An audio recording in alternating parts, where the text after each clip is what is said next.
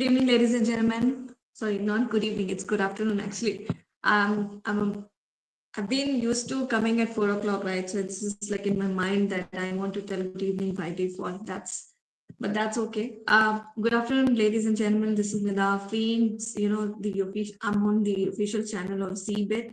As you all know, I come live between most of the time, like 4 to 8 p.m. But there's a slight change in the timing, because of all the internal reasons out there. That's okay. Now I know some of you are used to seeing me in during the evening time, but yes, a slight change in the time has happened, and that's completely okay. So, what's up, guys? What's happening? I'm just waiting for any audiences to join in because post somebody joins in, because what happens is I like to interact with you guys. The sessions need to be a little interactive. I want you guys to talk to me. Yesterday we had such amazing opportunity despite of market not going that great and not having that kind of momentum. We saw that Ethereum was moving at around 1 to 3% hardly, and still in that we were able to find an opportunity where market was moving around not even more than 2.5%, but we were able to make close to, I think, $50 to $70 is what we were able to achieve. And you saw that results of on the stream itself. Guys, sometimes I do take trade alongside when I'm live with you guys. Sometimes I don't. It depends on different reasons, because sometimes what is happening is I'm continuously going on talking, and I'm like continuously going on guiding and advising. So it might not necessarily be possible for me sometimes to take a trade. So you guys have to bear with me. But yes, the guidance that I basically provide, if you guys are going to put that guidance into picture, like you're going to put it in like while you're trading yourself, I'm sure you're going to see a lot of good results, and trust me, you're going to come back and thank me on that. So today's session is again going to be a combination of everything. Some things are almost repetitive, some things are things which you might already know, but that's the sad story about trading, because some things are going to be same thing only. It's not going to be like new thing all the time. So if when you're joining the stream, you guys have got any specific requirement, like maybe have got some personal questions, as in whatever related to your trading journey, you can always feel free to ask me, guys. There's no problem. From the silliest question to any question, any type of question that you want to ask, you are welcome to ask me. Because what happens here is, each one of us being a trader, including me, we have different scenarios and things that we come across, and that's why sharing might make it a possibility that when you kind of share where exactly it's going wrong, we can maybe strategize accordingly. We can change some things here and there, but ultimately, until unless you guys let me know, I'm not going to be I will not be able to help you out in any which way. So please, once you join the stream, I want you guys to make it a habit to please come tell me anything. If you are trading, please tell me your stories, profitable, not profitable, or you're getting stuck somewhere, your stop loss is getting hit, what exactly the strategies you're using, what is not working for you, are you at break even, are you at are you profitable, what exactly is happening, everything that I need to know. And in addition to that, if any of you requires me to handhold you, guide you, and to basically help you from the start till the, like, from the scratch to the most advanced way, you can always reach out to me. The rule is you have to basically use the deposit button on the live stream function. So people, I'm not this option is of course not available for the external users who are coming from the YouTube channel or people coming from the X. The people who are coming live from the application itself, you guys have to use the deposit button on the live stream function and deposit funds, and send me the screenshot on the Telegram community, get in touch with me, and I'm ready to basically get in touch with you personally, as well as share my views and things like that, and guide you step by step to on improving your trading activities or trading strategies and things like that. So make sure you basically put comply to the rules of the streaming, because ultimately if you want me to get in touch with you, I have to have certain like procedure steps and all that you can basically follow and then get in touch with me. All right. So guys, as you all know, Zibit is it's a good big company, and there are a lot of people working out here, and some of you already might be dealing with some portfolio managers.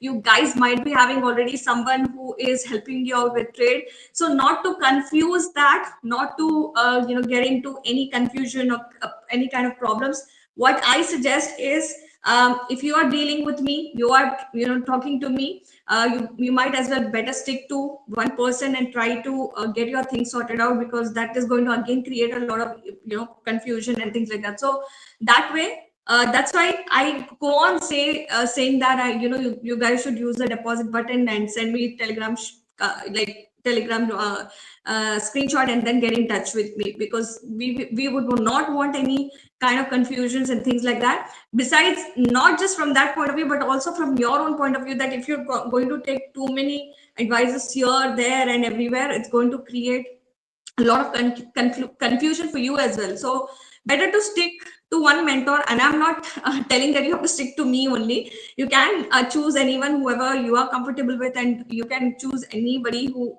is helping you out in whichever best possible. Ultimately, the goal is you make money. So whoever you're getting in touch, whether you're getting in touch with any of the other portfolio managers out in the company, or you're getting in touch with any other host, because along with me there are two other hosts, and whatever you guys are talking to, basically don't confuse yourself by following too many people and getting your things crazily confused state of mind. Don't do all of that. So you want me, my guidance, my help and all of that, yes, put the deposit while I'm live and then get in touch with me. That is how I will be able to help you out with your everyday activity, whatever you're looking for. But in case you're getting in touch with anybody else, stick to that and follow them and follow that only, so that you're not following too many people and then crazily creating issues for your own self. Because there's a saying in English, there's an idiom that you would have heard, that too many cooks spoil the broth. So you're going to involve too many people into your portfolio or into your what do you call trading activity. That's also again going to create a lot of confusion. So keep life simple, guys. Life is simple, so is trading. But a lot of you like you guys, some of you think that taking a hard way is always the right way.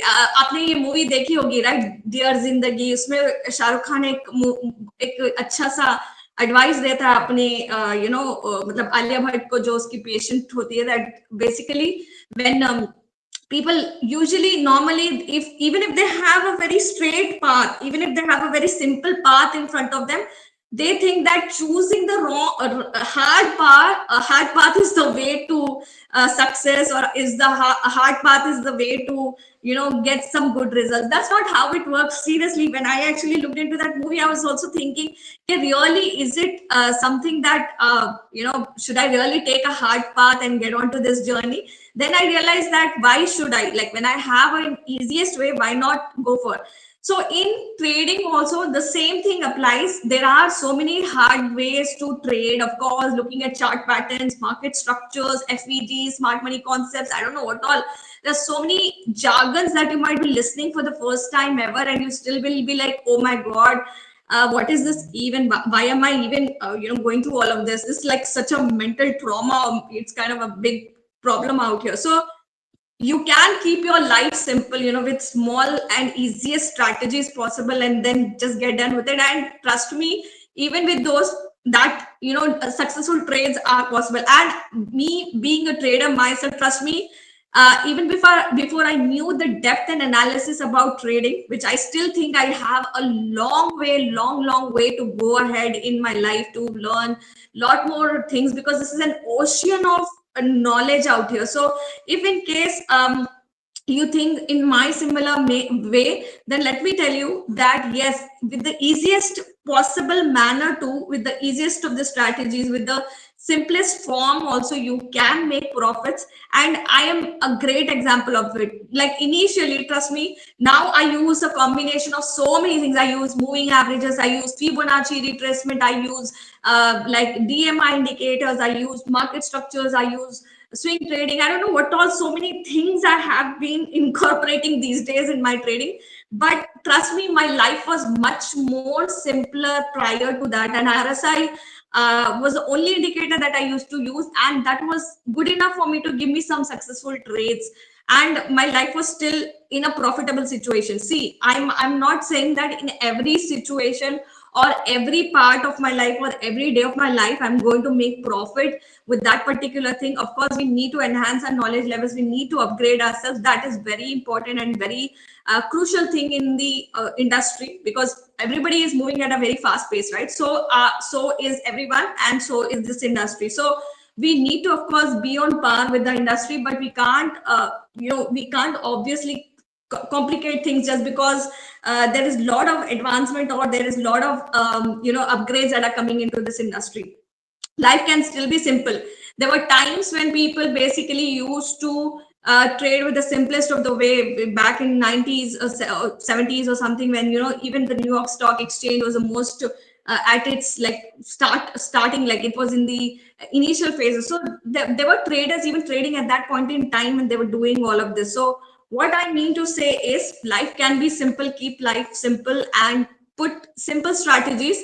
Today in our session, what we are going to do is we are also going to see in the most easiest manner, in the most simplest form, we are going to pick up some trades, and we're going to see if we can get any buy sell position, try to predict some movements, maybe just see like where it is heading and whether we have a buy position, we have a sell position, how do we determine all of that. Those are the things that we're going to see.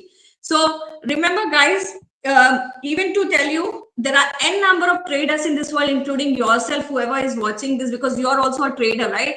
You might have a different strategy altogether, you might have a different perspective of how you deal with it, and you may or may not completely agree with my approach, but that's totally fine, because everybody likes to trade in their own style and way, what works best for them. So all I suggest is, whenever you are looking at my stream especially, I know there are two other hosts, they have their own style of trading, and I am not here to say that one is like someone's strategies are good, someone's strategy is bad, or things like that, or mine is good or mine is bad, or yours is good, yours is bad. Because what you have to do is take all the information, education from every part of the resources like you're getting, and then apply all of that guidance into your day-to-day trades.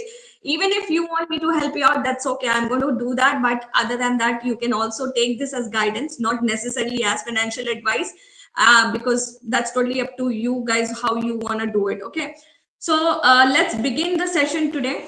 Today, as usual, like whenever I come live, I'm always either just analyzing Ethereum, or I'm analyzing SOI for that matter. So now, if anybody, whoever is joining in the session, I want you guys, if you have any specific requirements, do let me know. Like you want me to analyze something, or you want to talk to me about any of your particular personal situations, or your trades, or where you are, how about a position and all, please feel free to do so, because I'm anyways going to be like generic in terms of talking about the topic. But if you have any specific requirements, I can see 822739 live with me. Please tell me if you have any specific requirements in the chat room, so that I can cater to your requirements too. Please, this is your session. This is all for you guys. So utilize this platform for that purpose, and make sure that you are asking me the right kind of questions, and you're interacting with me as and when we go about with it. Okay. So guys, with that, let's move to the topic. So in yesterday's session, we saw that we kind of kept a target for a long buy position, and we were waiting for at least, like, we kept a time frame of at least 1 to 2 hours is what we kept, but somehow our target was achieved in almost 3 hours, not 1 hour though. It took like around 2 to 3 hours for it to basically move.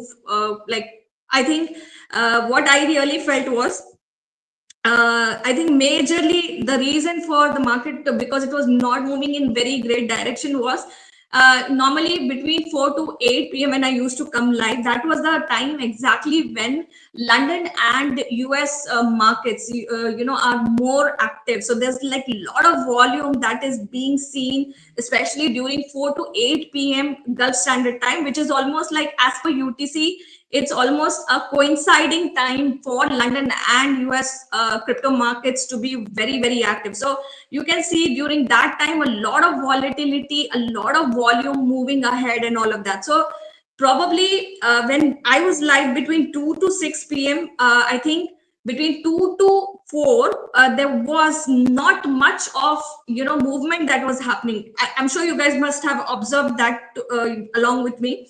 That is what I felt might have been the reason why the market, although we kind of kept the prediction that it might, the target might be achieved within next half an hour or 1 hour, but ultimately it kind of took like 2 to 3 hours. And the primary reason could have been because markets are more and most active during 4 to 8 p.m. Gulf Standard Time, which is as per UTC. It's like around, I think, it's between 12 to, I think, 4 o'clock or something, which is basically like, when London and New York, not London, I would say it's like European and American markets, like, they are very, very active during that time. So, hi, my dear Professor 10920. Thank you for joining in. Thank you for being here. So tell me more. I think yesterday also I saw you live with me, but you joined in the end of the session. But today it's good to see that you're joining in the starting of the session. Please tell me if you have got any specific requirements and you've got any specific doubts. Please feel free, shoot out the questions in the chat room so that I can answer to your questions, as well as make sure to, if you're facing any kind of difficulty, I am ready to help you out with that as well. So please utilize these platforms when we are live, because these days, you remember, we were coming just live in the starting. I used to come live only 1 hour a day, but now we are coming live almost like 12 hours a day. So which is a great thing that every one of us, like, you have somebody sitting in front of the camera helping you live with all your things, like somewhere wherever you're getting stuck, we are there to guide you. It's not just about trading, but from the basics, like, understanding about the features of the product itself. Like, if you don't know how to use the Zbit product, that also we are ready to help you and guide you, take you through each and every feature out there, explain you what all different features are there on it, and how you can use, like, the type of orders that are there, the type of margins, the leverages that you have on the platform, up to what level the fees are applicable, what are the different ways through which you can do deposits, withdrawals, and whatnot. So all these things, every bit of information is being covered on these streams, and all of us are making sure to give you that ample information. So don't worry, from the product features to the most advanced way of, like, doing the spot or futures trading, everything is covered on these sessions. So whenever you join, please feel free to ask any question and get your doubts clarified. All right.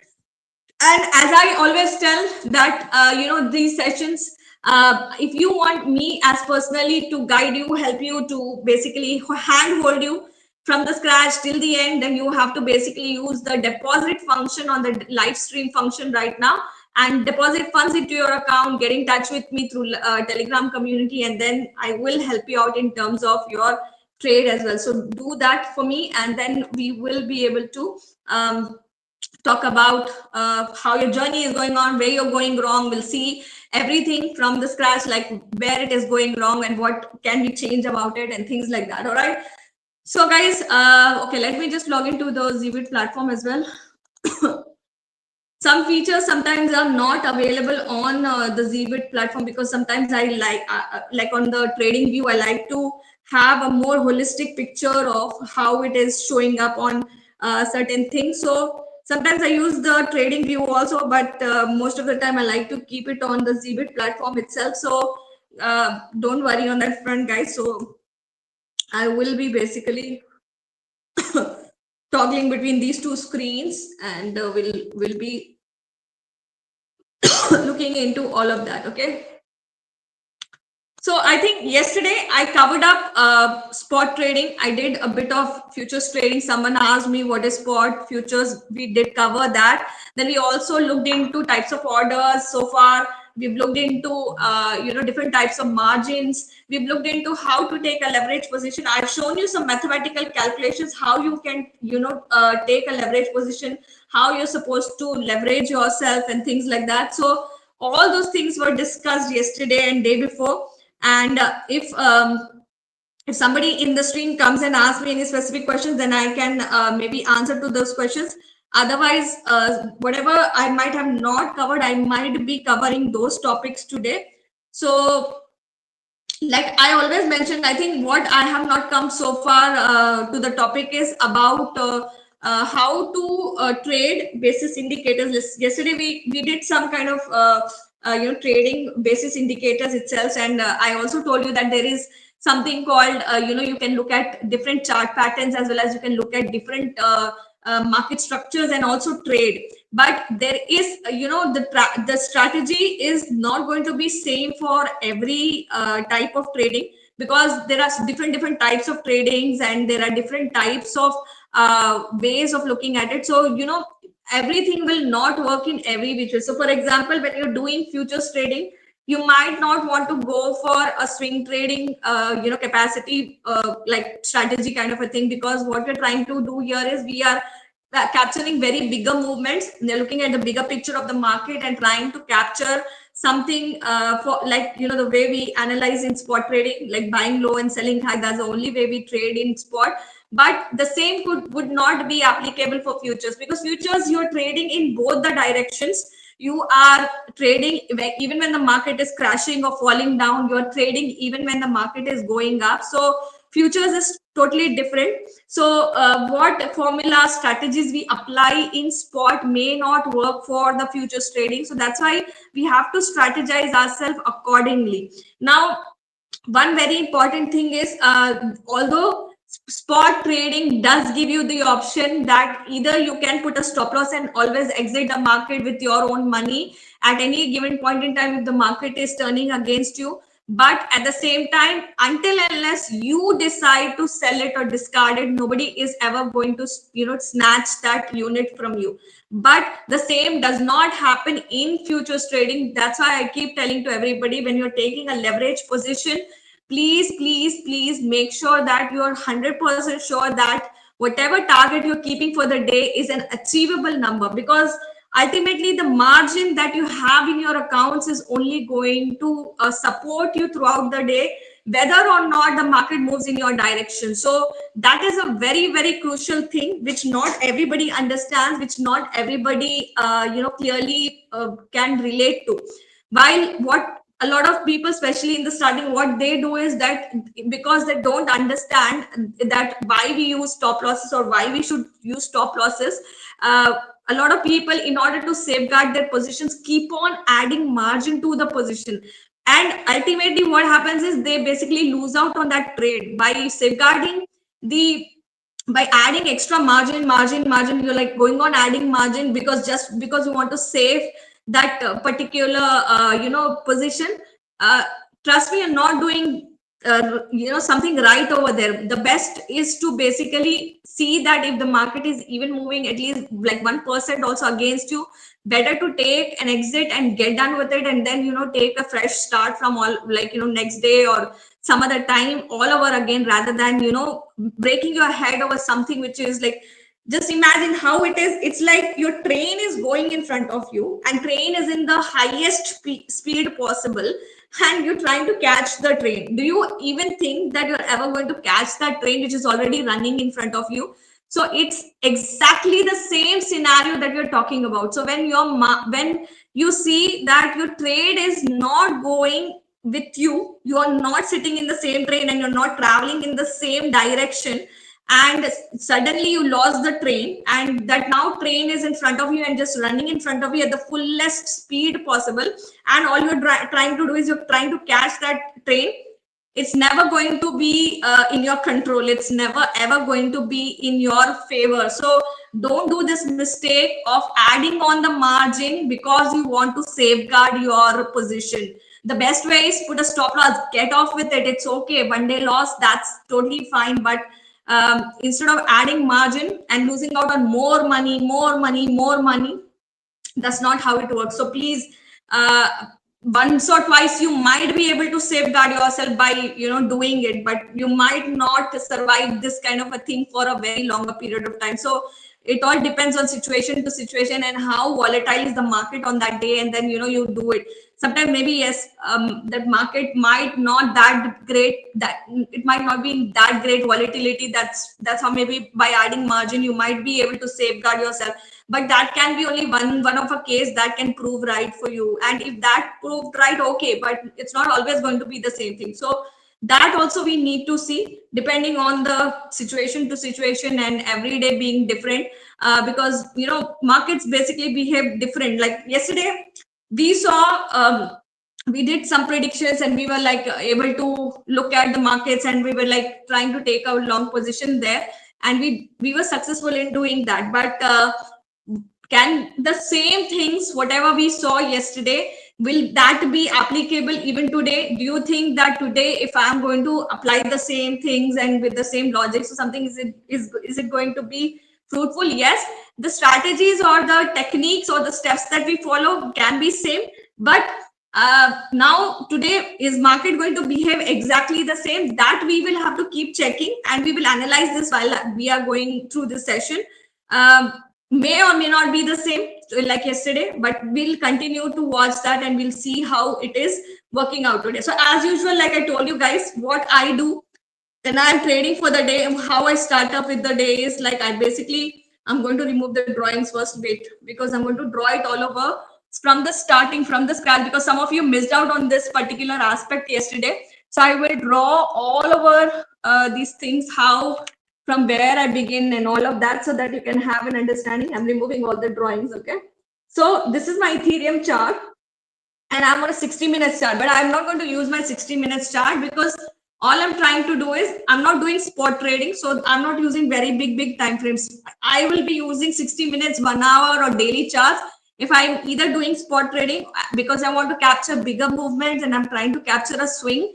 So I will be using bigger time frames for that purpose, but I'm not doing that. I'm doing futures trading. So for that, I will be on my either 1 minute chart or 5 minutes chart. I would rather prefer 5 minutes chart. Reason being, 1 minute, candles kind of gives you small heart attacks everywhere, because those little spikes here and there can cause a little mental disturbance. Honestly speaking, like when you're seeing like too much volatility in that 1 minute candle, it kind of gives you that fear and anxiety and sometimes that greed concept also. Like that emotions fluctuate very like highly when you look at those 1 minute 1 second candles. So I would rather prefer a 5 minutes or 15 minutes candle, because 5 minutes candles or 15-minute candle, they go a little slower, and that movement, you can keep on like watching them, and you can keep on seeing like whether are they like really going in the direction that you're wishing to, or exactly what is happening. So that kind of gives you a little comforting zone. So this is my choice, but up to you guys how you like to do it. But all I'm telling is like, based on my experience, I'm telling you what feels good and what is the way I do it. Maybe if you don't mind looking at 1 minute, 5 minutes, even 1 second candles, that does not matter to you. You are in control of everything, then you can as well go for it. But mostly 1 minute or 1 second, or very small time frames are used mostly by the scalpers trying to capture the smallest of the details. But if you want, you can as well as a scalper do it. But I am trying to be a day trader where I'm trying to capture movements where from little maybe from 1 hour to couple of hours I want to take a trade and just get done with the day. So today we are going to do the same thing. We'll see if today we are able to capture any like movement where we can either take a long position and get one successful trade, or we will see if we are able to close any trade like successfully today with either a buy or a sell. It's okay. Futures, because it allows you buy trade also, it allows you sell trade also. So it does not matter what we are getting into, but we will try to capture one movement which can give us some successful, profitable thing today. Okay. Let me just capture this. So I'm going to put a vertical line here. First and foremost thing what I do here is I will be putting a vertical line here. So this is my vertical line. So this is where my day is starting. Okay, as for UTC. I think this is not UTC. This is Dubai time only, I think. Okay, this is where my day has started. Okay, so it's like opening of the new day and the closing of the previous day. So that is how I have marked this. Why am I marking this vertical line? Is because I want to differentiate that previous day has closed over there and my new day has started from here. So I like to keep it so that I can have an understanding. Although a lot of people like to capture like 48 hours or 72 hours data too, which is also okay because you want to understand past 2 to 3 days what exactly is happening. Some people even like to capture 5 days because most of the traders like keeping an average. So when you're trying to take a position, the majority of the people sometimes what they do is they take out 5 days moving average and they try to take a trade basis that, like, they try to average out the price basis 5 days, and then they decide on what range should they buy today. So that is also still okay. I'm not saying there is anything wrong with it. Go for that as well if you like, or you can even capture 48 hours, 72 hours data, or only 24 hours data is also still fine. We can still get one successful position for sure. There is nothing like you will not be able to get a successful position or something based on 24-hour data also. Yes, the bigger perspective it is going to definitely give you an idea. Yes, everyday market is moving in certain direction, up, down, here, there. So that will definitely give you an overall perspective of it. But is it useful or not useful? It depends on how you are looking at it. So today, 29th of November being, so I'm putting a vertical line here. This is where my day starts, and this is, I'm going to plot my support and resistance, because the reason why I do this is because I want to know what are the extreme levels that today price was able to reach. This will give me an idea to what level, to what extreme levels has it gone up, to what extreme levels has it gone down. So if you're totally new and you don't know what are support and resistance levels, I will tell you support is basically a demand zone where basically a lot of buying normally happens, which means it's like an area where price reaches to its bottom, and a lot of times it revisits a lot, and then you will see that there is a bounce back that is happening, and a lot of buyers buy from that zone, and then price starts again moving in the upward direction, like it shoots back to the upward direction. So today you see the extreme level it has gone is to $1,984 is what it has gone to. I'm going to draw another support here. Wait, hold on. I'm going to draw. Although I kind of not do this, but sometimes I do this also because I also want to see which zone is most visited. While some people, try to take the most extreme zones, like the lowest zone that has reached today. But what I also try to plot along with that extreme zone is how many times is any particular number or any particular zone that is being revisited, because that will give you an idea that people are trying, like the price is trying to bounce back to that region every time, and a lot of buying from that region is again happening, and then price is again bouncing back to the upward direction. So let me just also plot this. So you see 3016 is also something which is like quite in, like in demand. You can see not 3016, you can see here also this price also has visited a lot, 3020. So this is like when we are trying to plot money profile index, there's a indicator. It will show you that this is the most high sentiment zone. Okay, the difference between support and resistance is like when you see that some area where there is like a lot of activity happening, that is something which is called as the high sentiment zone. Now high sentiment zone does not mean that it is the area where a lot of buying is happening. It means that a lot of activity is happening, means it can be both buying as well as selling that is happening, which means that area when price is visiting again and again, that means like people like that, they like to basically buy from that zone and they sell from a certain zone, and then they again bounce back to that region. So that particular region also you can plot it manually, but there are indicators in the market already which are giving you this information, ample information. You don't really actually need this, honestly speaking, to plot all this. Trust me guys, I am plotting this manually on the charts right now, but in the market, especially on the trading view, you have all these. In fact, you have support and resistance level indicators also available, which can help you out, you know, in your day-to-day trading. You don't really have to plot this manually. Also, some like to do manual work. Like, you know, there are obviously smart traders and hardworking traders. So hardworking traders will choose to manually do it. The smart traders like to put indicators and then get done with it. So the accuracy of the indicators is like not, you can't always say it is 100% accurate, because after all, they are all man-made tools.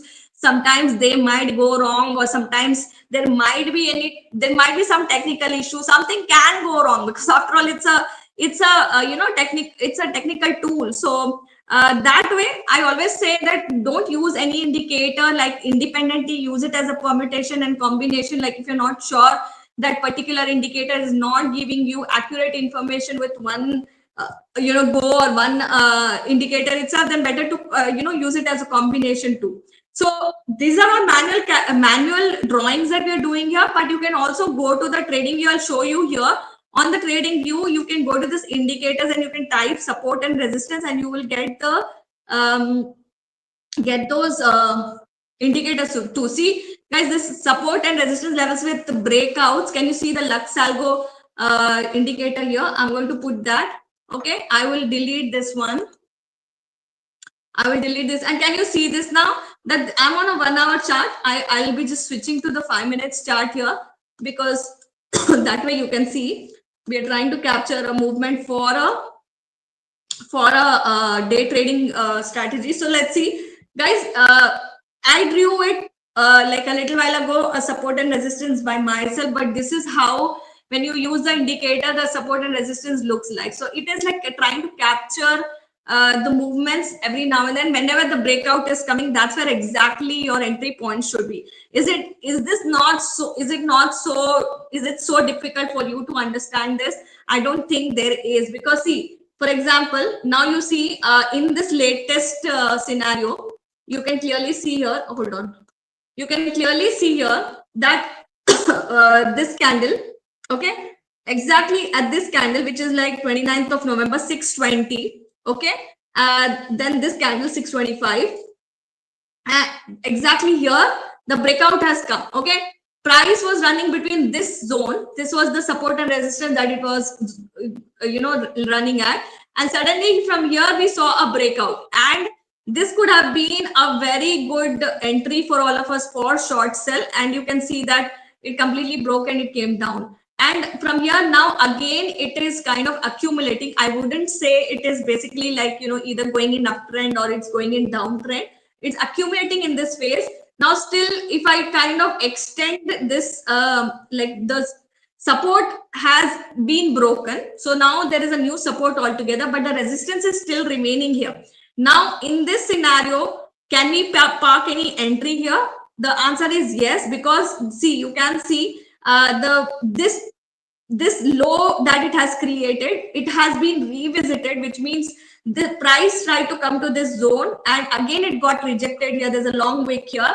So what possibly could happen here is, if the buying pressure is going to continue to build up, then keeping the resistance as your target, you can always take a buy position here and you can always get done with your target at this level. But the thing is, do we actually take a trade at this particular scenario or not? The answer is we have to determine whether or not buying pressure is becoming strong or not. Because what happens is every second, every minute, the market is changing. Every minute, the market is moving in different directions. So is it really going to be like good for us? So for that matter, we have different things that we need to analyze. Of course, you need to check your volume indicator. How does the volume look like? Is it like increasing volume or is it decreasing volume? Or you have to also check the DMI indicator for that matter to see if the selling pressure is building up or the buying pressure is building up. According to that, you will decide that at this breakout, are you going to take a buy position or are you going to take a sell position? So sometimes there will be a very confusing state of mind. Trust me, this will happen with you guys. And I will tell you, sometimes you can take advantage of the arbitrage. If you would have heard of this word arbitrage, you can take advantage of this, where suppose like you're looking at this chart. Of course there will be a difference between spot trading chart versus the futures trading chart. This you can see it yourself. I will show you live with me. Hold on for a second. How you can do this. Like I'm going into the spot Ethereum chart now here. Okay, I'm going to toggle between the two. You guys see it yourself. See on my spot Ethereum, the current price is at 3003, whereas on my, hold on, where is it? Whereas on my futures trading, it is running at 3001. So there is a difference of at least 2.5, 2.0, like, you know, whatever point we are talking about, that is that much difference is there between the prices. $2 at least. $2 difference is there between the spot and futures trading. Now, in a confused state of mind, which is not everybody's cup of tea, trust me, this you will only be able to do it once you are becoming very professional, or you're becoming like, while you're practicing a lot and a lot, then only you'll be able to do. Sometimes if you're not very clear, if there's no confirmation of the breakout, whether the market is going in downward direction or if it is going in upward direction, the best way to trade is you basically can take a whatever position at this current stage it is looking like. Maybe if you are assuming that it is going to go up, so you take a buy position, but at the same time, always you can go to the futures trading and take a short sell position at the same current price, and you can basically play around with the what do you call as the current position, where if you're not sure if it is going to go up or down, one of the positions can be basically squared out. Like you can definitely get out of it in whichever direction it is not going. You no doubt in one of the positions you're going to get lost, but that can be mitigated with the trade that you're going to take in the opposite direction. So and you don't have to switch between the spot and futures trading too. Arbitrage does not apply only within the spot and futures. It can even apply between future. It can only apply in futures also. Can you take a position, both buy and sell at the current price, and wait for your profits in one of the direction? The answer is yes, of course you can do that as well.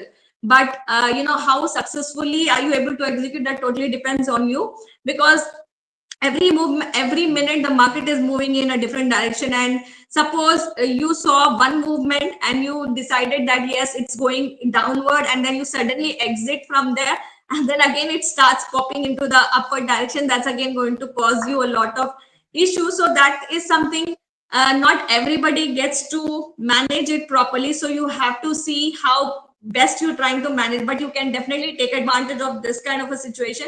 And not just this, but you can also, because if you're trading in different markets or you're trading on different platforms too, you can use the different exchange platforms to basically buy low somewhere and sell high somewhere else. That also comes under arbitrage, but you can do that also. And taking advantage of different markets and selling in different markets, that also is possible. But all these are only possible with the level of execution that we are talking about. And if the executions are like very quick and going great, that's when it is possible. But otherwise it's not going to be it's, although it might sound like very good, easy and all, it's not so easy as it looks like. So those are the different things that you can do and still be a successful trader.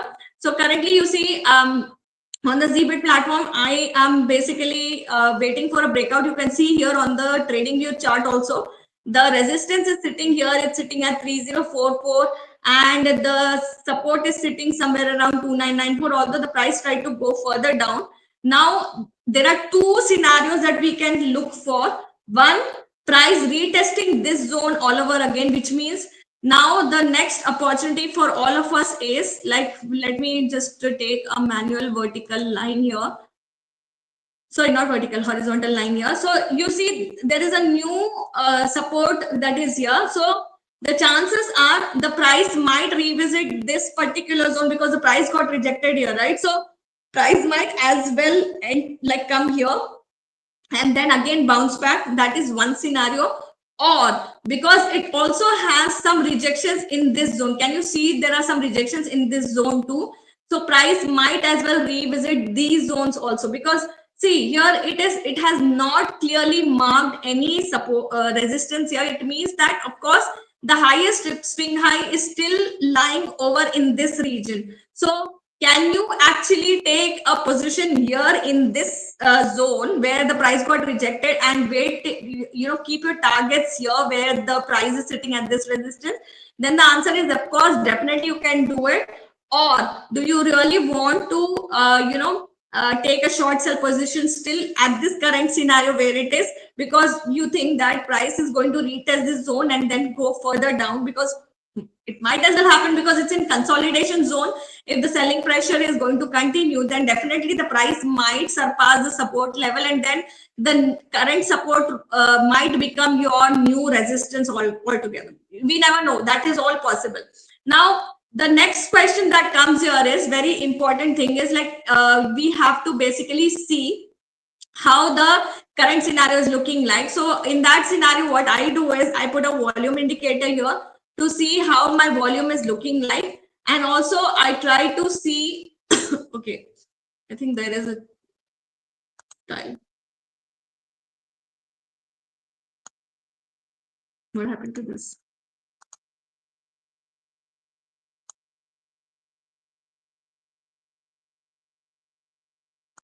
There is something wrong. Wait, hold on. Am I putting the right volume indicator?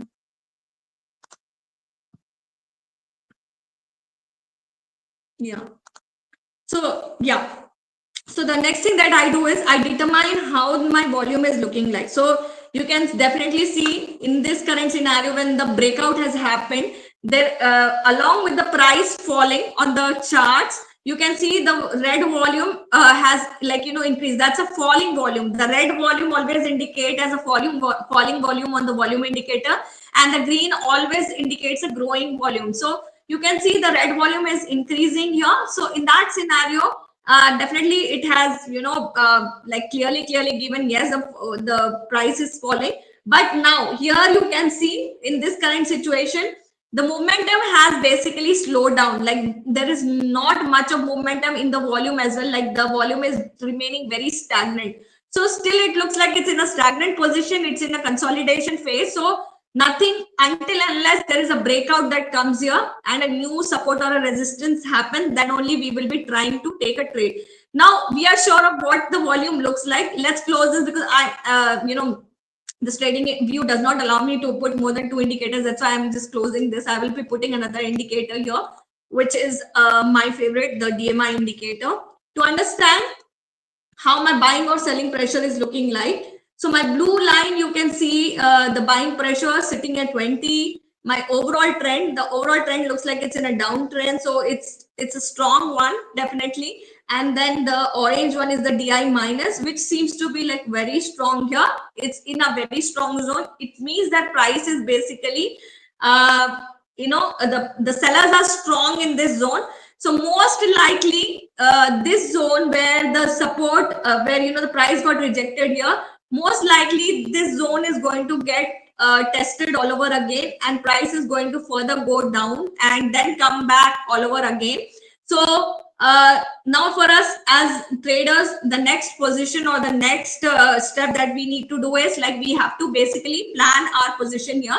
So most likely it might be a short sell if you take, might be a successful one. But if you want to still wait, don't want to take a short trade, that's okay. You can still wait for the price to completely get exhausted and plan your buy trade also from that zone. So both are possible. Like you can take a short trade because most likely the support level is going to get tested all over again. So you can plan your short entry also, or you can plan your buy entry also, depending on current scenario being changed or not. So currently sellers are still in control, whereas buyers are becoming strong. So in this scenario, you might want to take a short sell trade only instead of a buy trade, because the reason is I told you DMI is not supporting it. That is first reason. Now I'm going to close my DMI. I'm going to move towards another indicator, another thing which is called as hold on for a second. I'm going to add my moving averages here. because I want to determine that also. Moving average simple. Let me see my simple moving average 50. I just changed this to 50. Let me see on a shorter time frame. So price is in downtrend. Let me change it to 200 and see. Yes, on a shorter time frame, price still is in downtrend.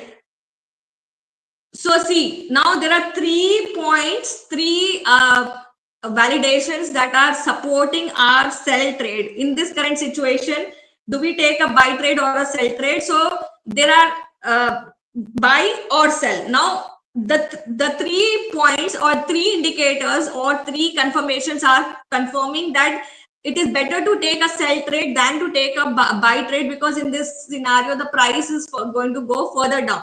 Now, the next thing that we need to understand or determine is check it out on the RSI indicator too. Let's have a look at RSI. Let's see what is it showing here.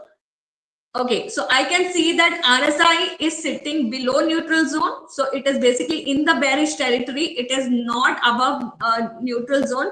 Had it been above the neutral zone and it would have been basically sitting above here, then basically it means that it is in bullish zone and price is going to further go down. But because it is in bearish territory, so this is the 4th confirmation that price is most likely to go below, like it's going to go further down until it again bounces back. So like, let me just put, like, let me go to the settings. I want to remove the moving average here. I don't want that. So before it bounces back, it does have the capacity to go down. Now, the very important thing, the next and the last thing that I'm going to determine here is I'm going to put my Fibonacci. Okay, I'm going to put my Fibonacci here.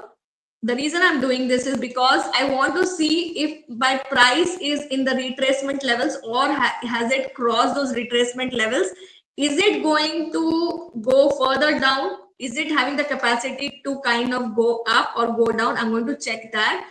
And if my price is below my retracement levels, I am going to basically take or plan a short trade instead of a long trade. So guys, one validation we got through volume, another validation we got it from moving averages, third validation we got from what else did we check? I think we checked on the DMI. So in that also it was very clear that the sellers are strong. Now the 4th validation that we need to check is we have to check the Fibonacci retracement. So I'm doing that. Let me see. So my retracement levels, if the price has to retrace back, meaning it has to bounce back, then basically it has to either bounce back, like it can bounce back till from this region itself.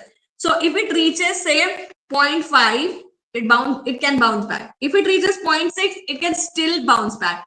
If it reaches 0.78, it can still bounce back. I have seen scenarios where sometimes price even surpasses sometimes 0.7 on the Fibonacci and kind of sometimes bounce back from there also. So it is very much possible. But sometimes when you look at 0.7, it's better to, hold yourself and not, trade until basically there is any kind of further breakout that's coming. If 0.7 it is further breaking and it's going down, then there is no chance of it to retrace back. It is a downtrend. It is going to continue and it is basically going to continue in the down direction only. So of course you're going to plan your short entry there.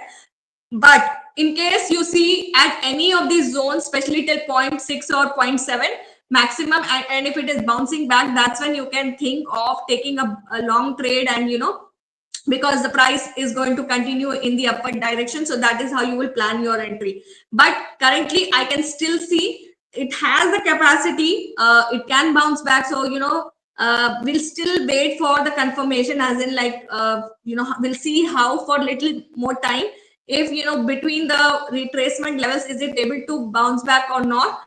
If this is a short-term pullback or if the trend itself is going to continue, we'll see that and then we will plan it out. But overall, when I look at it, like from the starting of the day, let me point it out. Let me plot this from 29th of April. This is where I'm going to draw my vertical line here. Hold on. Okay, I'm drawing my vertical line here.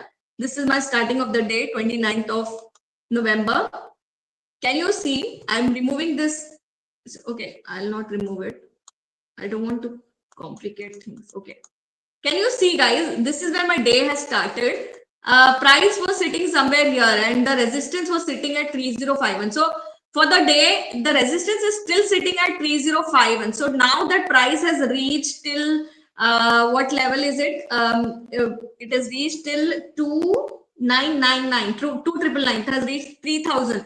So is it having the capacity for it to kind of again bounce back till the resistance level? This is something that we will see by comparing it with 48 hours and 72 hours data too. So first of all, in my current scenario, if I am planning my buy trade, what I need to do is I need to see the resistance which it created in the starting of the day. Has it been tested previously, like in previous 48 hours, 72 hours, or in maybe even last 5 days? Was it tested or not is something that we need to check in order to plan our buy entry. But if it is not tested, then definitely the price is again going to go back to that region. So we can always plan our buy entry whenever the price is going down. At the dip, we can plan our buy entry. Either it is in spot or futures, it does not matter. But yes, you can plan it. But just in case it got tested, in that scenario, you might want to continue with the short trade only. So you can see that prices in the Fibonacci retracement levels, it is almost near that. If it surpasses 0.7, we are sure that the downtrend is continuing. So we will be planning our short entry there.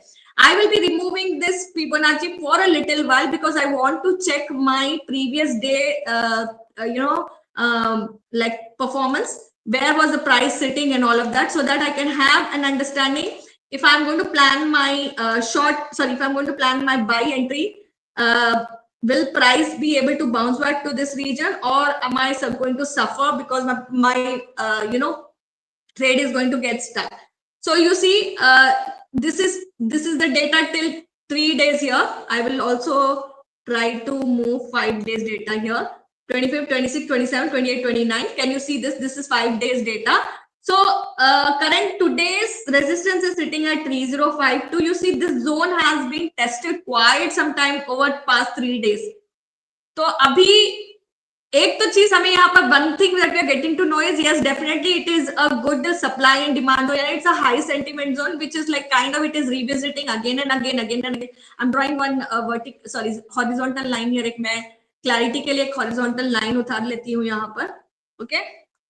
So you see this is one on 27 November. Then there is another which is on 28 November, and then today again on 29th of November, again there is a, sorry, not this region, guys, this region. Our support is, sorry, our resistance is here today, not that. Sorry, I plotted it wrong. Okay, so on 27th it visited, 28th also it visited, 29th also today again it visited, which means that most likely if somebody would have bought at this region, they would have exited at this, then somebody would have bought at this, they would have exited. But somebody who has already like, obviously people trade in both the directions, right? They will short sell here also. Not necessarily they have to buy here and then sell here. They can also always short and wait for the position. So 1, 2, almost 3, 4 times at least minimum it has tested. So 4 times it has tested.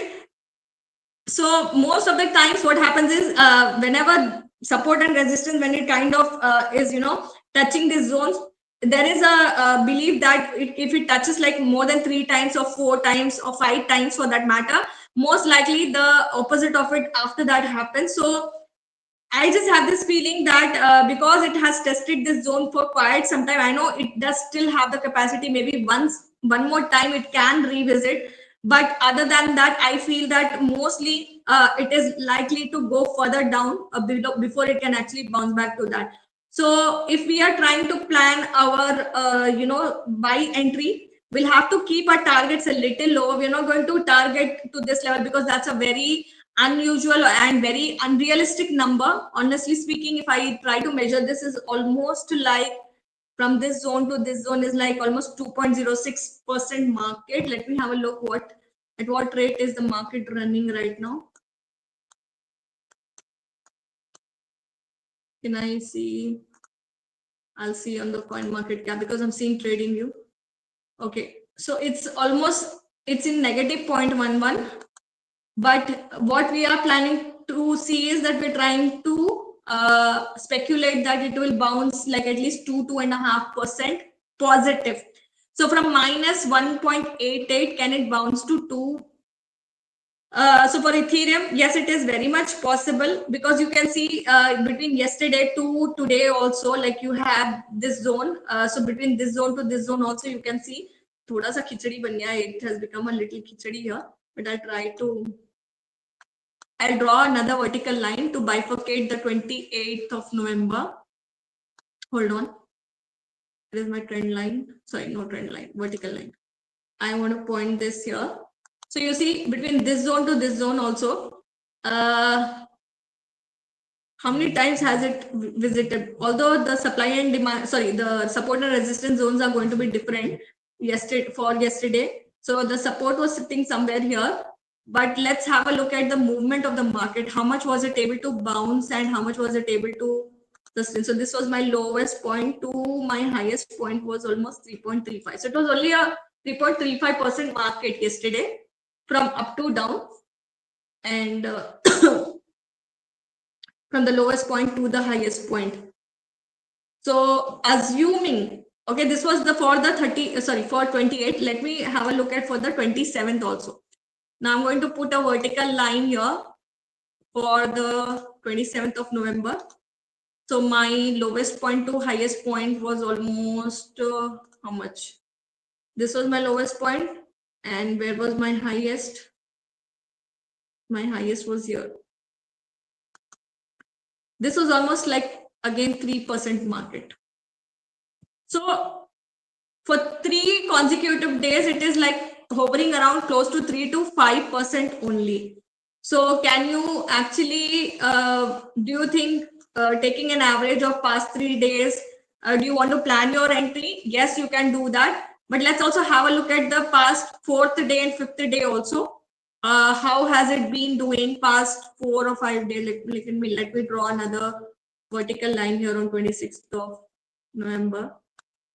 So here the support and resistance levels are different, but let me pick up the lowest point and the highest point here.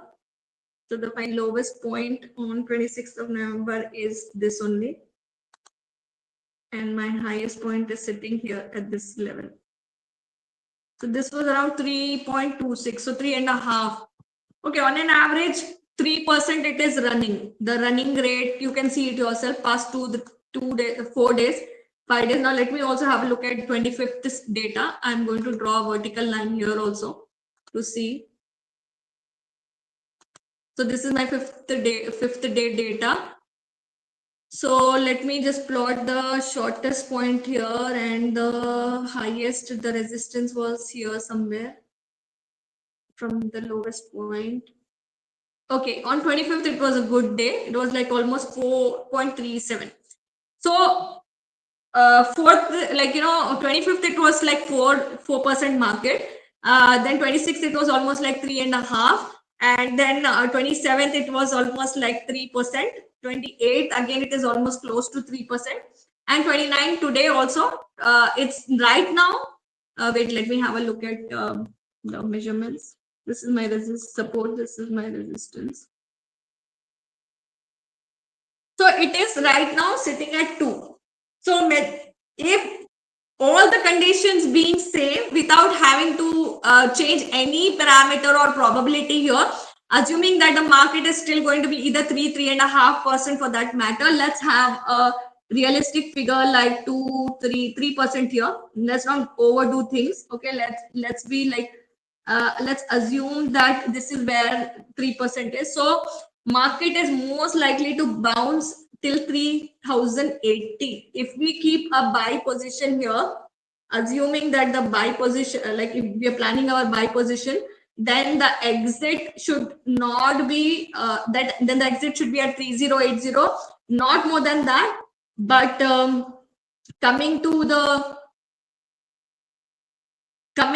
short position, let's have a look at the 5 days data. It looks like it is basically in the upward direction. But I will be seeing my 60 minutes data too. Let me have a look at 1 hour data. What does it look like? Okay, in my 1 hour data, it kind of looks like it is basically bouncing back. It is trying, yes, after the downtrend, you can see completely after it went down, it's kind of like moving upward now. So looks like we can plan our buy entry, keeping the target not unrealistic, but a realistic target of 3080 as the exit point. Like, but still we have to make sure that we want to know if the buying pressure is still building up or not, and then we will decide. Like, let me have a look at 4 hours chart. So my 4 hours chart is basically showing me the data from November that it is down, no, up. So again, it's sitting in this zone. Okay, my lowest point is sitting here still, the resistance. Has it tested this zone before? No. The answer is no. Has it tested this zone? Maybe. Has it tested this zone? Maybe.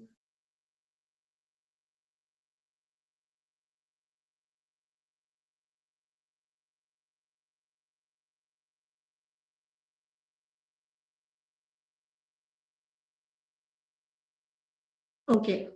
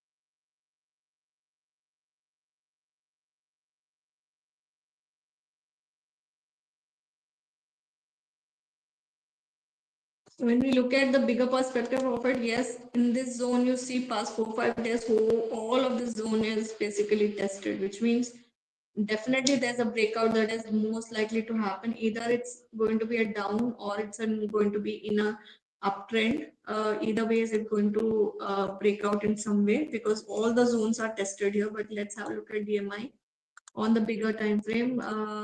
So my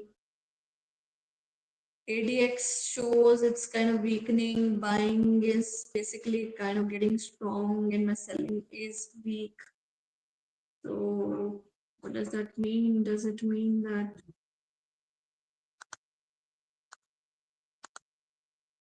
buyers are becoming strong or sellers are becoming strong? Let me have a look. So it's gone to above the neutral zones. It's sitting in the bullish zone still. So it's going to come down.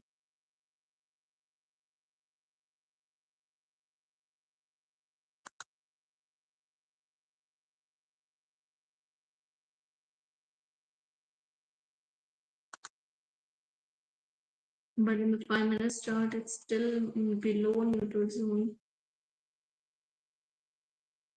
And from the way I look at it, it's still in the accumulation phase. There is no proper breakout still here.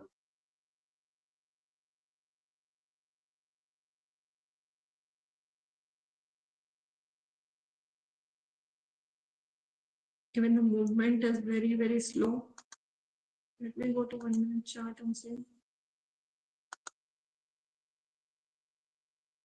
Oh, I put it 3 minutes.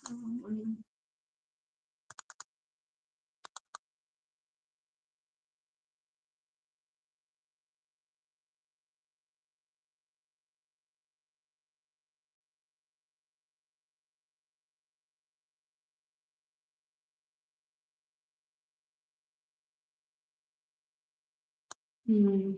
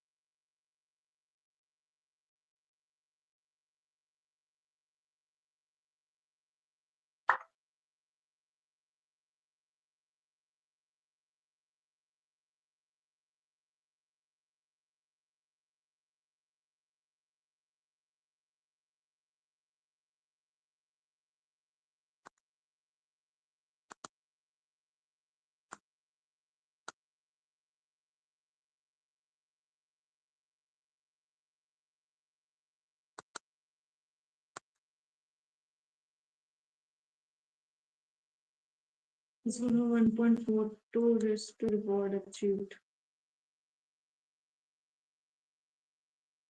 So this candle, which any one of us has missed, can be an entry point. So next time, if you're planning out our buy entry, this can be a long buy position from here or any short, keeping it as a 1:2 ratio. The exit can be somewhere around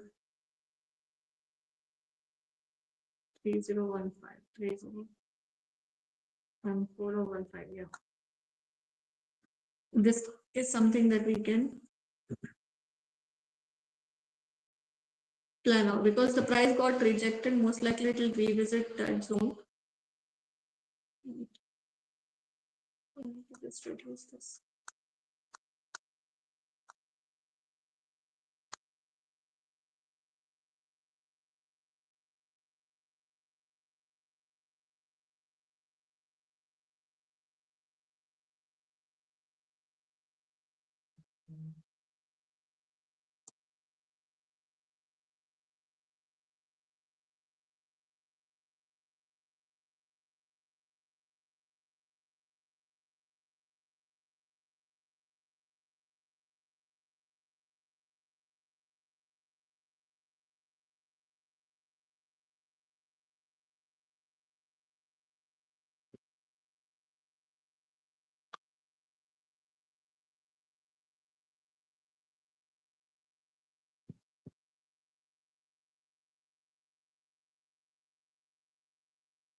So if you're planning a long buy entry, I'll write it down, guys.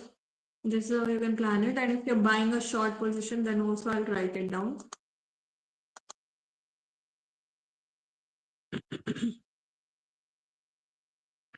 Entry can be basically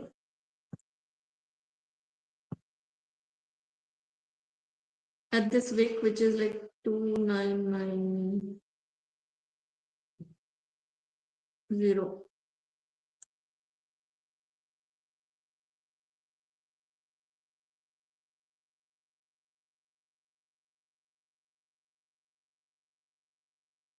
Exit price can be 3015. Profit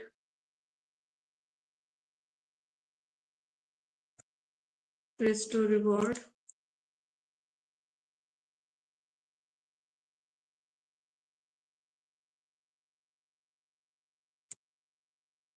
-2.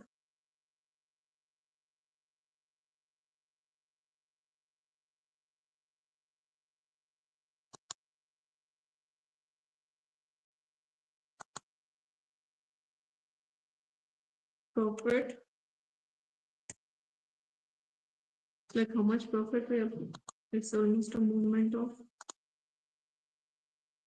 3015 minus 2990, like almost $25 profit that we talk aiming at. This is for long buy position.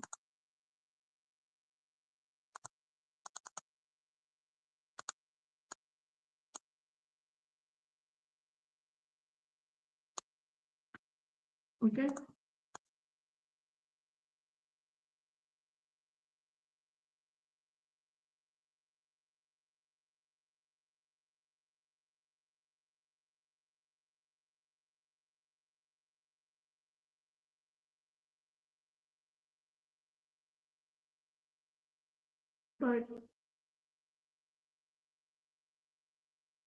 But I am not asking you to buy from this current levels. You'll have to wait for the price to further retest that zone. Okay. But even at that retesting of the zone, guys, I want to tell you one thing, that because, even while it might go like oversold completely sometimes, and if the reversal, if the trend is continuing, it does not mean that you will take the position immediately. uh, Once it reaches the 2990, what we are planning out, we'll review it once again, that if the price at that current stage is sustaining, like in the sense, is it going to bounce back or is it going to go up, or what exactly is happening, then we'll plan our entry accordingly. Like, if and when the price reaches the the target that we are planning to enter, then we might change the strategy a little. Which means that if it reaches 2990, which is what we are planning as our entry, right? So if in case it doesn't, like the validations or the confirmations are not in our favor, then we will change the plan altogether. We'll change the strategy altogether. But as of now, this is what it looks like. Because yes, there are some stop losses or rejection sitting near the resistance level at 3044. Most likely price should revisit that zone, but because it has retested, because this zone has been tested in past 24, 48, 20, 72 hours, I'm just even having this feeling that that zone might not be revisited all over again. But you never know. Price does have the capacity sometimes to test the zone 4, 5 times also, and then bounce in a certain direction. So you never know, that zone can again be revisited. But I'm not keeping too unrealistic targets here, guys. I'm keeping very, very like different targets here. I have kept it as a very minimalistic target, 1:2 here, not much.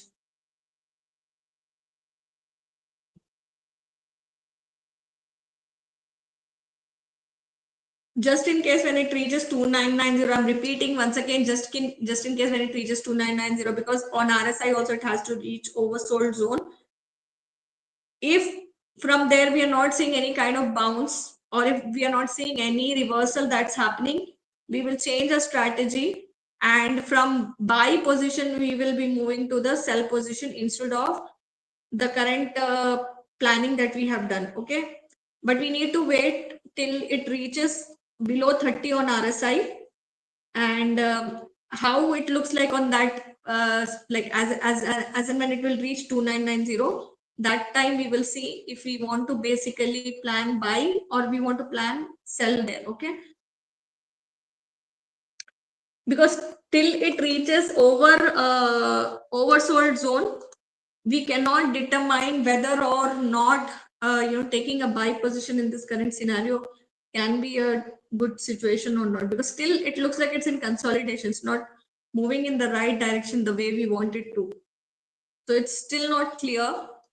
We are in a very dilemma. We are in a dilemma right now. So I hope you guys are able to understand what I'm trying to say. All I'm trying to say is, although we are waiting for it to reach oversold condition, but sometimes what happens is, even when it reaches oversold conditions, the trend might continue, and it's not necessary that the bounce is supposed to happen. And from morning, you can see that the price is in the downward direction only in the shorter time frame also. So it might as well mean that the downtrend is still continuing. So taking a long buy position at that point in time is still not a good idea. So we'll wait till it bounces back, then we'll plan our buy entry. But if when we are planning the buy entry, this is the entry price, exit price, risk to reward, and profit, whatever we are talking about. But just in case the downtrend continues, we are going to plan our short entry from the same thing. 2990, the long buy position, it's going to become a, hold on, I will draw another text here. Let it reach that zone.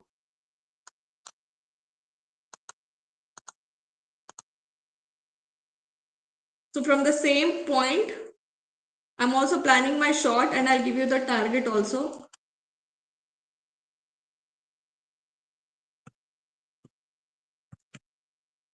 I will give you the same entry price only, because that's exactly where the price is supposed to either bounce back or it is going to either continue in the same direction. So we will plan our entry and exit at the same place only.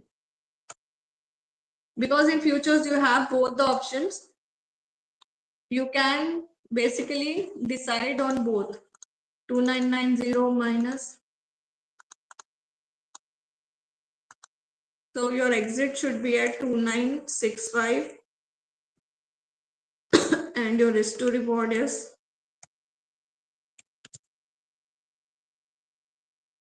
1:2. Your profit is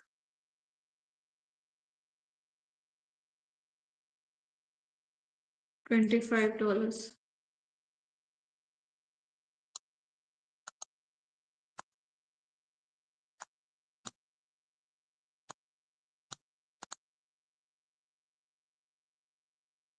Guys, are you able to understand what I'm trying to do here? See, price is in consolidation zone right now. We have our resistance sitting at 3044 for the day, and we have our support sitting at 2990. Okay, so price got rejected at 2990, which means there are some stop losses and price, stop losses sitting there. So what we are planning to do is, because most likely when there is a liquidity sweep or some kind of rejection that has happened, price most likely revisits those zone in some scenarios. May happen immediately, like in next few movements itself, or may happen in like couple of hours or something, but it will most likely revisit those zones. So once it revisits that zone, we are planning our buy entry also from that. We are planning our sell entry also. And now you must be thinking, am I crazy that I'm planning my buy entry also from there and my sell entry also from there? I'm not planning both. I will be changing it basis how the situation looks like. Like when it reaches my like that level, which is the entry price at 2990, if it reaches, at that point in time, I'm going to check if the buyers are still strong or the sellers are still strong. So when it reaches on RSI also below 30, I'm going to see if buyers are going to be strong, then and the price is bouncing back, then I will be taking a long buy position, keeping the target as 3015, which is a 1:2 risk to reward ratio, and I'll be taking a profit of $25. But if in case it reaches 2990, but the downtrend is going to continue and the downtrend is not going to basically the bounce is not going to happen, the price is going to go further down, because from the morning it has been in downtrend. The moving averages are also supporting it. The DMI was supporting that the sellers are strong. The RSI is supporting that it is in the bearish zone. So many confirmations are giving us that sellers are more stronger than the buyers here. But because why I've also planned a long buy entry here is because my resistance is sitting here. It is at 3044. So because there are some rejections sitting here, I know for a fact that the price will be basically revisiting this zone once again.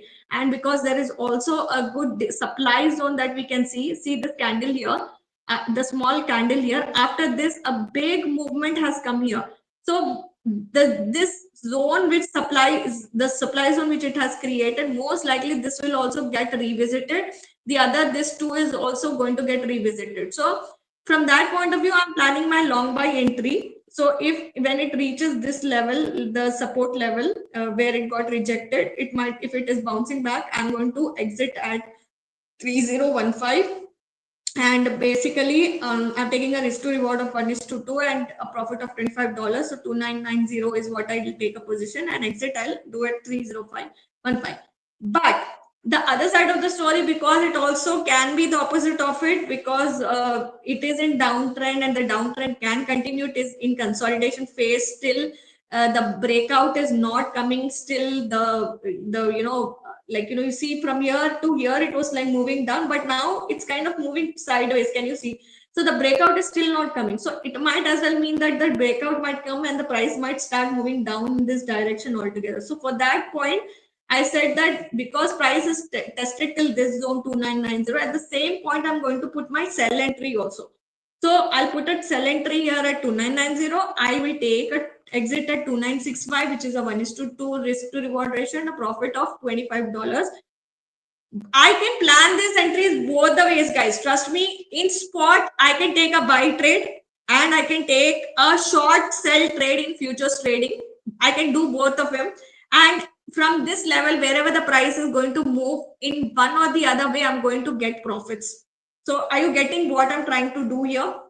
It's called arbitrage. It's like taking advantages of two different markets and trying to sell and buy at the same time in the market. So if at times when market is in consolidation phase or it's not giving you proper validations or confirmation that it's either in uptrend or downtrend or where exactly it is moving, you can take advantage of this too and buy in spot, because you can always buy in spot, you can't sell it in spot, right? You always need to buy it in spot, and you can put a short sell trade just in case your buy trade is not going successful. Go in futures, take exact position in short in futures trading and put a short trade there. So even if in buy trade you're not making profit, you'll make profit in this. Getting my point? This is called arbitrage. This is called trading in two different markets, trying to take advantage of the same scenario and trying to buy and sell in the same. Some people do it in different exchange platforms also. Some do it between, like, taking advantage. But this is on Binance. They try to do between Binance versus Zbit. They do it between different exchange platforms also. Some do it between spot and futures trading. See, between spot and futures itself is around $2 difference. You can see this is futures on Zbit. Futures 2995 is what the price is going on, whereas on spot the current price is 2996. It's around $1 difference at least. So not one, see, $2 difference at least. 2996, 2994. So between spot and futures only you can make profit. Come on, how difficult is that? And you're still thinking that the trading is difficult, trading is rocket science. How easy can I make it for you guys? I don't understand. What else can I teach you? What else can I show you? I'm not understanding. If this is also something which you are not able to take advantage of, then I have no idea what you guys are up to. So take advantage of this, guys. Spot and futures, you have both the options. Spot may buy kare. Obviously, you can't sell in spot because spot you cannot sell unless you hold a unit. Spot, you are actually holding a unit of it, which means unless you decide to sell it, you are going to hold that unit. But futures, because it works on leverage, that's why you basically have to work according to the leverage only. Your position is going to get liquidated just in case market is not going to behave in the direction in which you are wishing it to go. So the leverage position is going to get liquidated. So these are some ways, tricks, things that you can follow and try to do it. Guys, this all come with a lot of risk. So I want you guys to also remember, while it may sound very lucrative, nice, good and everything, at the same time, it is associated with risk. So please, I want you guys to manage your risk accordingly, as well as be not overdo things just because one of the tricks or strategies has worked. Don't overdo things and lose out on money, because it's very risky. At the same time, sometimes the strategies may work, may not work. Never know. Okay, after all, this is a crypto market. So let's have a look. You miss out on the timing. That can also be very fatal. Okay, so be careful. Anyways, I'm going to take a small 5 to 10 minutes of little break here. We'll continue talking about a lot more things after I come back from a small little break. I've been talking past 1.5 hours. So if you have any questions, do shoot out in the comment section in the chat room. Make sure you hit the deposit button on the live stream function, guys. The internal people joining in from the application itself, UAE, India, Indonesia, Malaysia, Eritrea, what all different countries you guys are joining in from. I want you guys to basically hit that deposit button right away so that I can guide you, handhold you, and give you all the help and support that you need in order to start your crypto journey. All right, guys. So I'm going to take a small 5 to 10 minutes of break, and then we'll continue talking much more about how to trade successfully. Bye bye. I'm going to come back. Don't go anywhere. Okay. It is mine. Be right back.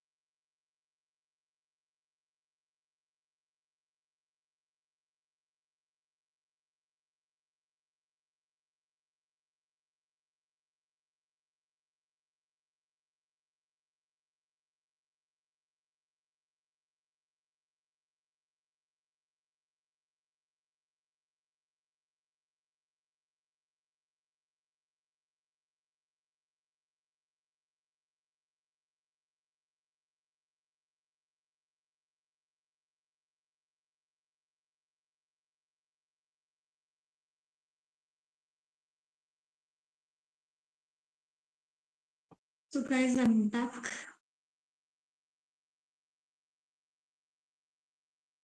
Looks like price is bouncing back from between only. It's not going to the target only that we kept, the entry price that we kept. So it's possible. It's sometimes possible. Depending on where the breakout is coming, we'll plan our trade. Although right now we did plan it in this way, but that's okay. Because like I said, every minute, every second, the scenario keeps changing. So if a breakout is happening from here, then most likely we'll plan our entry. We'll change the entry price, exit price, and the risk to reward and everything altogether. So see, currently, although the resistance, overall resistance is sitting here, but if I draw another vertical line here, where is it? Where is it? Sorry, not vertical, horizontal line. So if I draw another horizontal line, actually speaking, see, price is moving in the range bound category. It is moving sideways right now. So it's just consolidating in this zone only. See this, this. So now what we have to do is we have to wait either until it kind of surpasses this zone or it surpasses this zone. Either of it, agar, for example, if basically, even if there is if it is going to,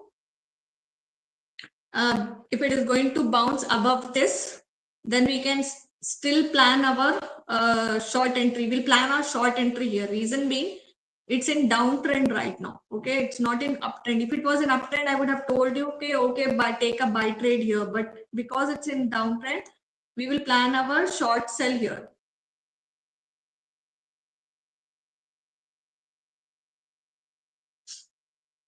But overall, when it comes to that level, we'll check it out. This level, I told you, when it comes here, because it's in downtrend any which ways, in spot you can go buy it, but at the same time you can take a futures trade and do a short sell at this current level. And here when it reaches, what you can do is you can take a short sell here in futures, and you can plan a buy entry in spot trading. Okay, this also you can do, either of it. One of the things is definitely possible. Let's have a look. It's clearly not going in the kind of direction that you're planning to. One of them has to become strong.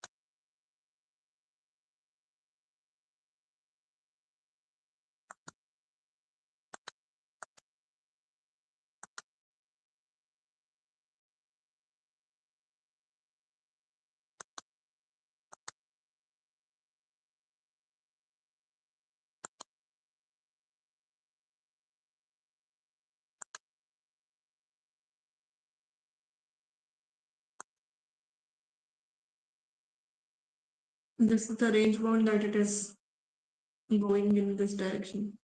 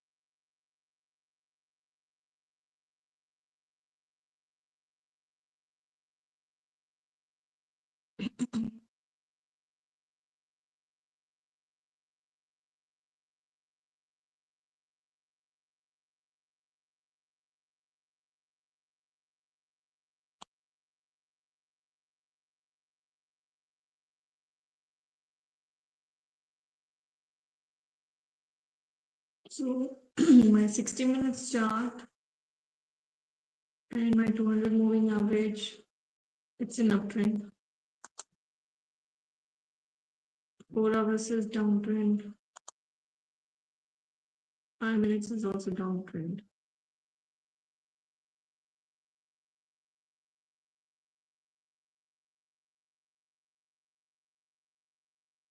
Five minutes is downtrend and even 4 hours is downtrend. 60 minutes.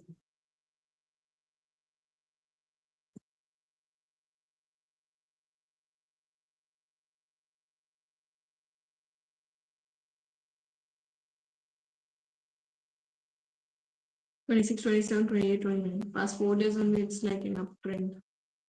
Light gone up.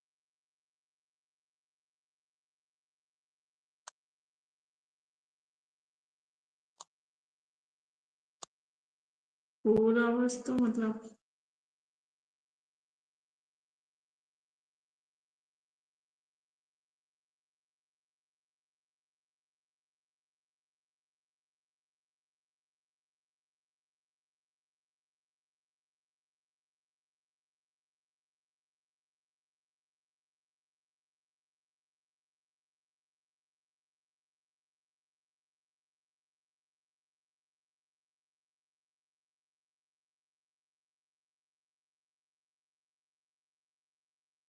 Four hours start also, it's like in downtrend.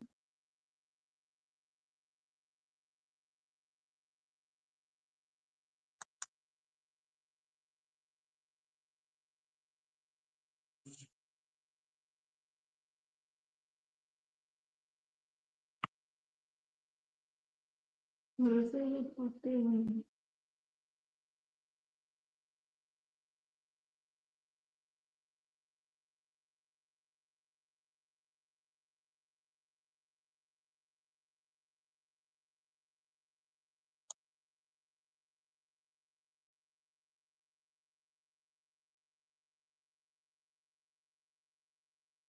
a breakout is supposed to happen.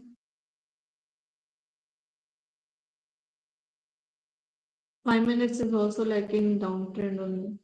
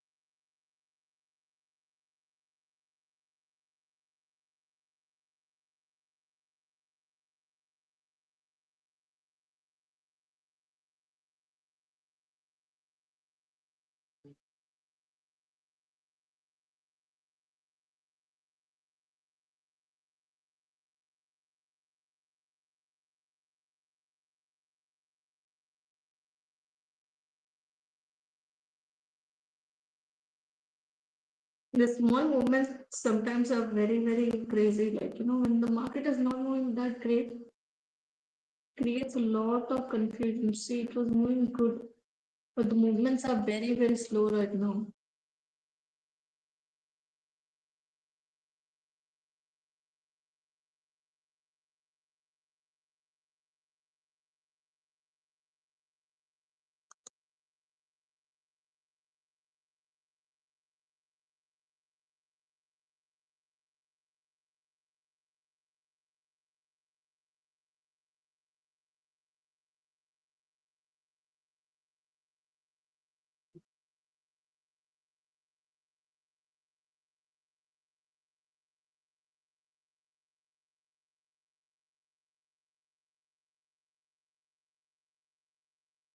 So you can see on the charts a new support and resistance has got created. There's a new swing low and a swing high. So keeping that in mind, like, I try to just enhance, like change a little bit of position here and there, keeping the entry at 3001 or something, exiting at 3012.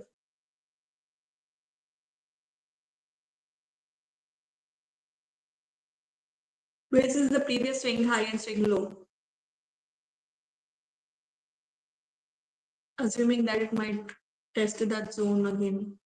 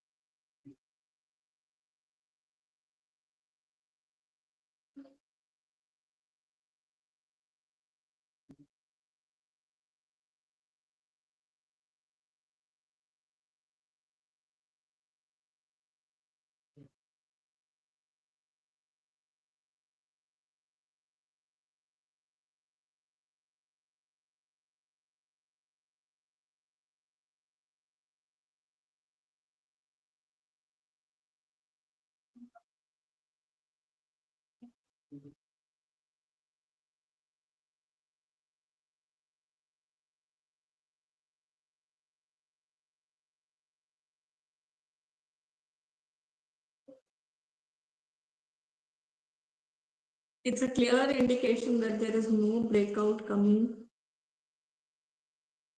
Let a breakout come and then we will plan our entry, guys. So whatever we planned kind of looks like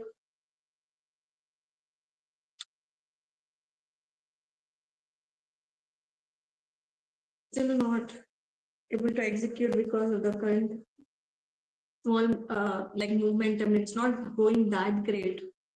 So let's wait.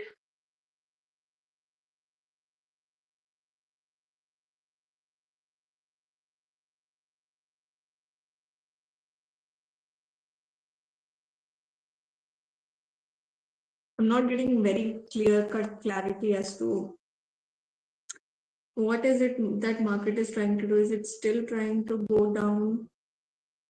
Is it trying to go up? Exactly, there's no clear cut clarity right now.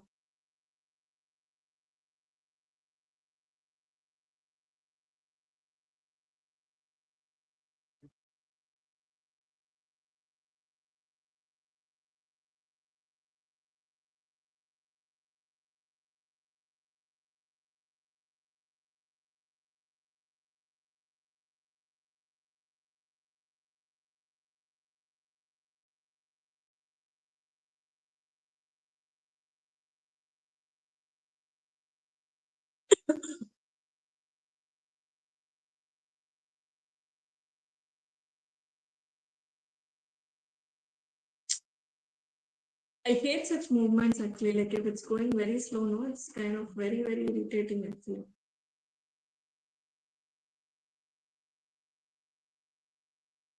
Let's see.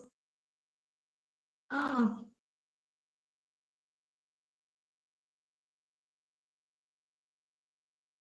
if this downtrend is going to continue, which it kind of looks like that the 200 moving average is also supporting it, then we can plan our short entry most likely.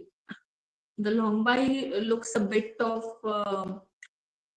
doubtful, because if this was an uptrend, I would have said yes, we could have successfully got this. But let's see when it reaches that support level. The support is sitting at 2990. Let's see if it reaches 2990, then we'll plan.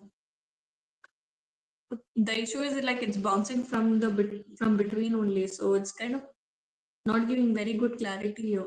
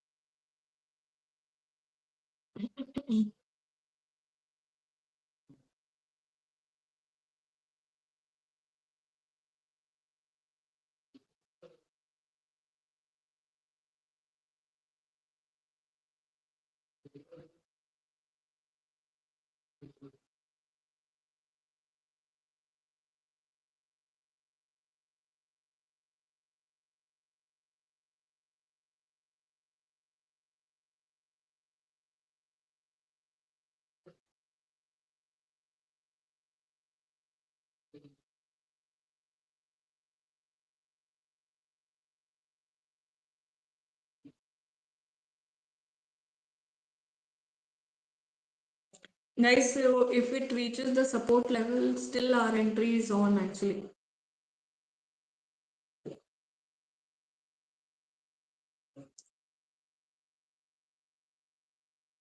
Our support, if it reaches, then the long and the short that we planned can still be valid.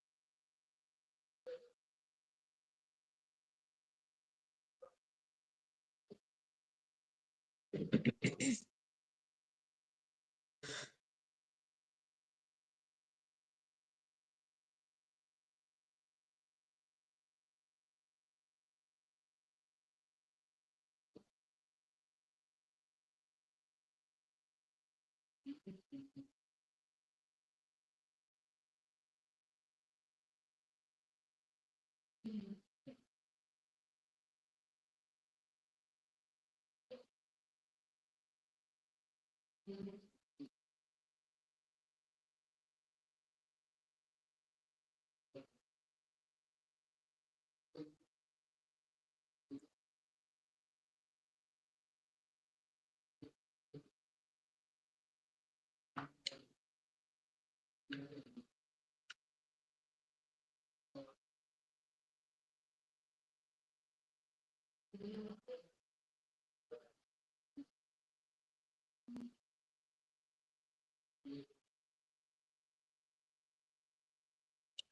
it looks like there's a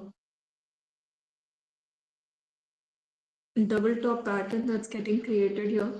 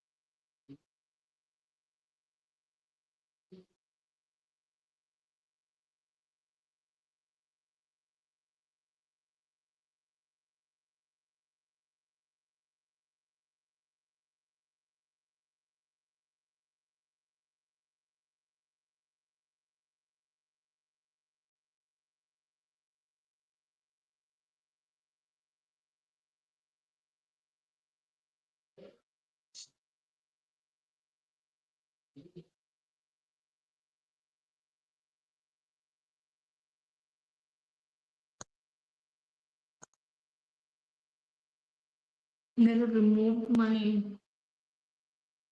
positioning as of now because market is still in a consolidation phase. It's not going in a certain direction. So although I can see there is I think it's a gravestone. Yeah, it looks like it's a gravestone doji.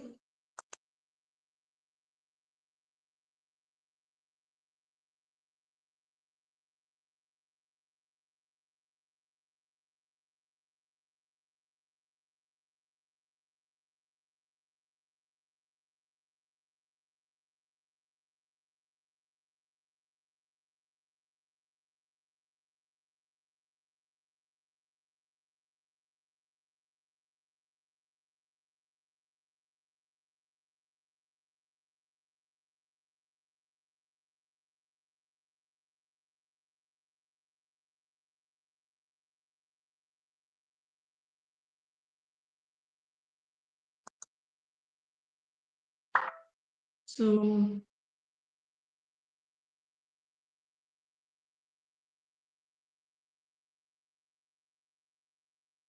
next week, next candle that is going to basically form will be the decision maker for us. Let's see.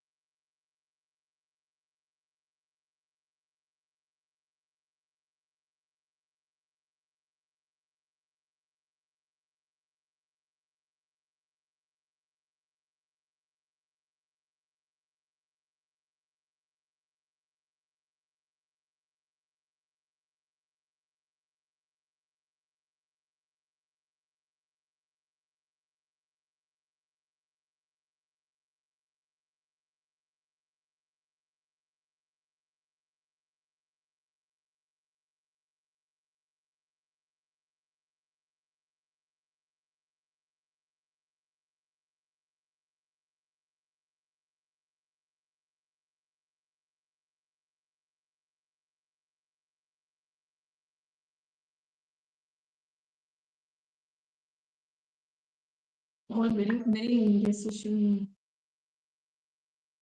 candles right now, guys. Not much of a movement.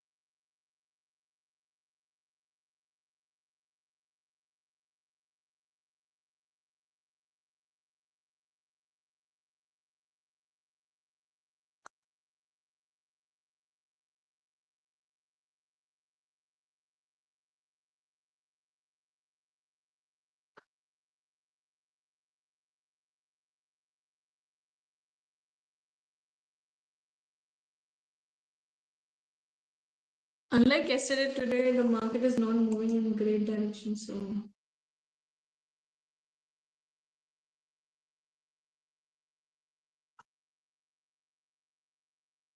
today to even set a target is like looking a bit difficult. That's why at the starting of the session, I was telling that basically the way yesterday we were able to capture some movements, not necessarily the day is going to be like that, and we're going to capture exactly the same thing. So yeah.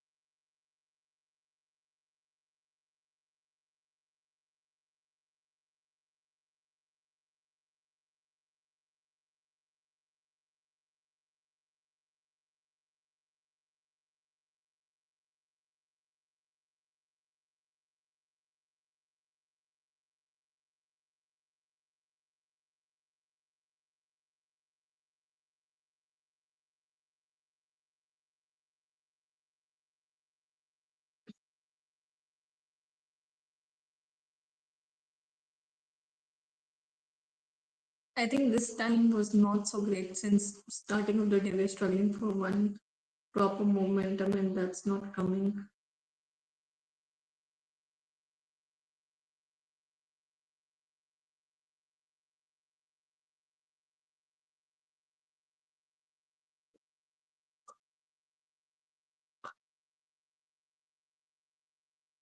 The starting of the day, whatever we targets we kept in, I think that is almost it's reaching there.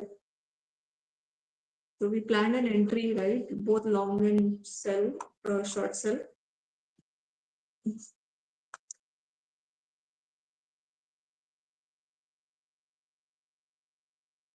I think it's almost there.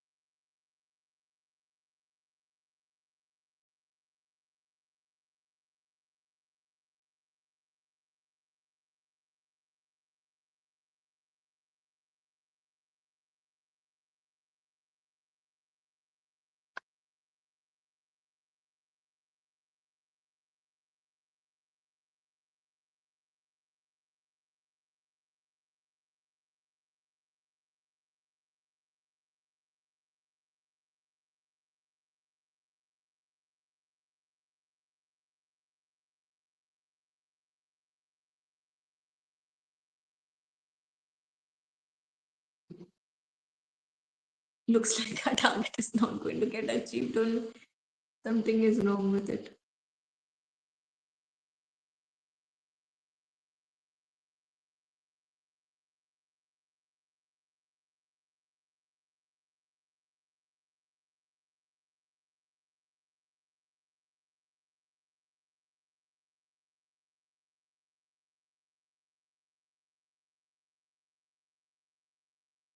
Yesterday was good actually. The price was moving very quickly, and it was good that every minute it was like having some kind of movement.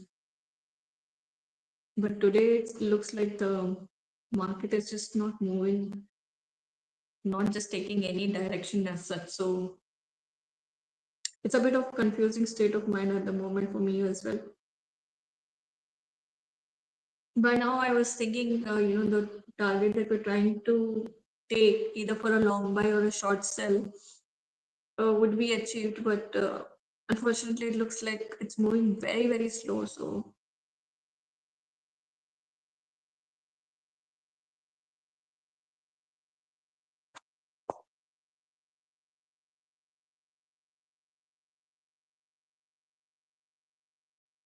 not much of the momentum in the current market, not much.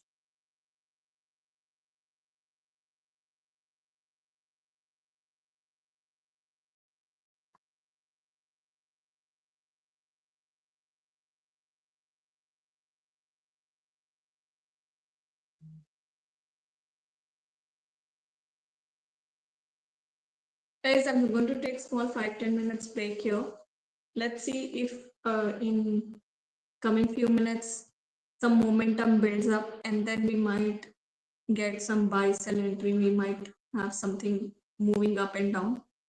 Then we'll plan our entry accordingly, because with the way it is looking currently, it's just not moving in the direction that we want. It's just playing around in this zone only, the support and resistance that we created. So one of the breakouts has to come, then only we can plan our entry. As of now, still there is no clear cut clarity. So yeah, let's do it after a small 5-10 minutes break.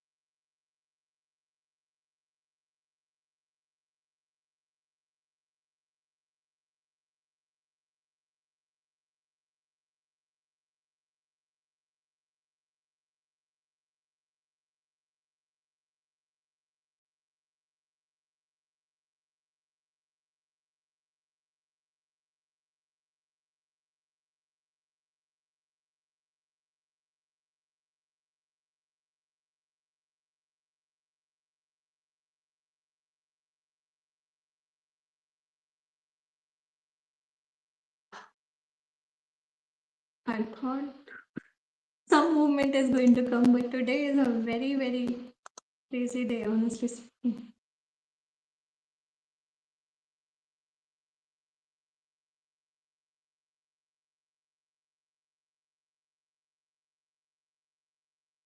There's last 45 minutes, 50 minutes left out. Looks like a target is not getting achieved today. I don't know, something is wrong with the markets being very, very slow. So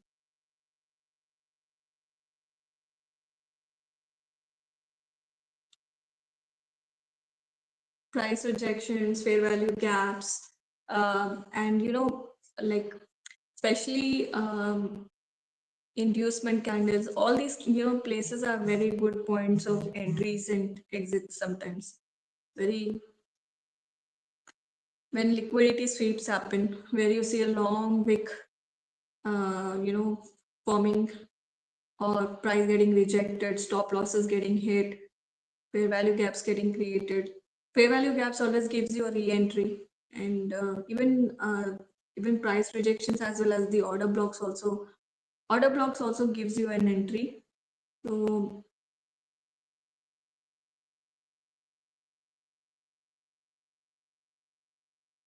we need to look for such kind of places.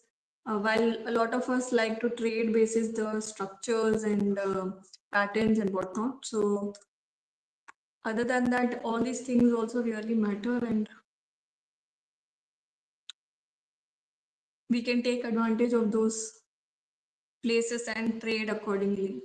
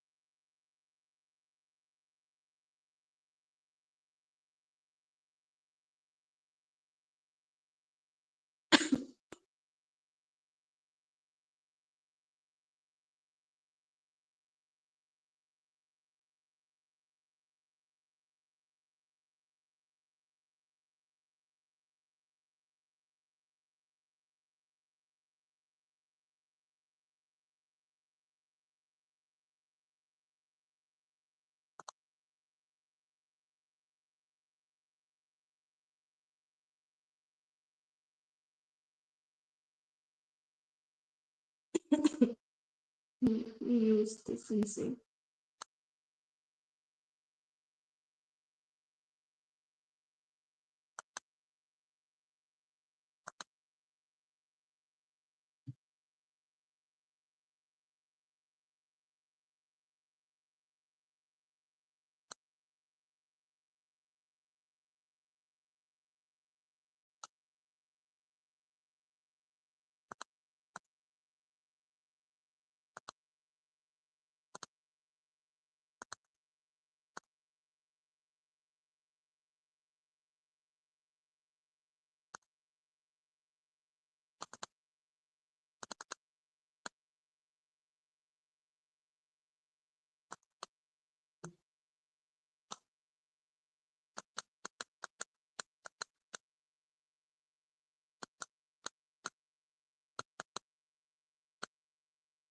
Let's use this and see what is happening here.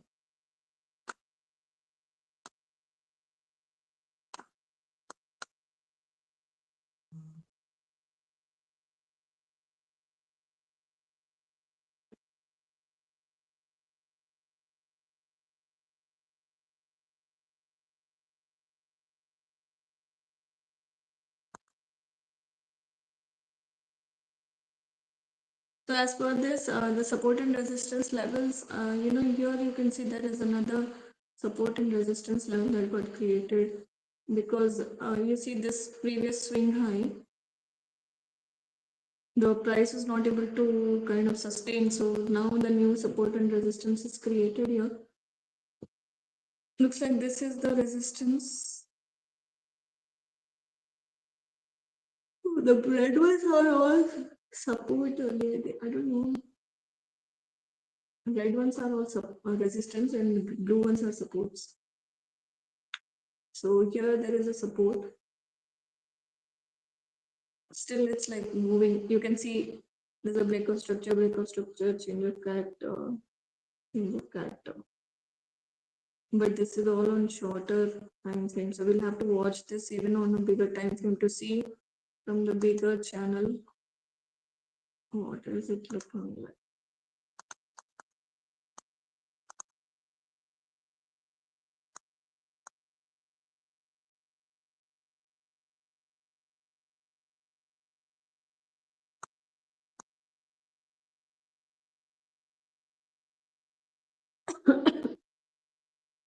Okay.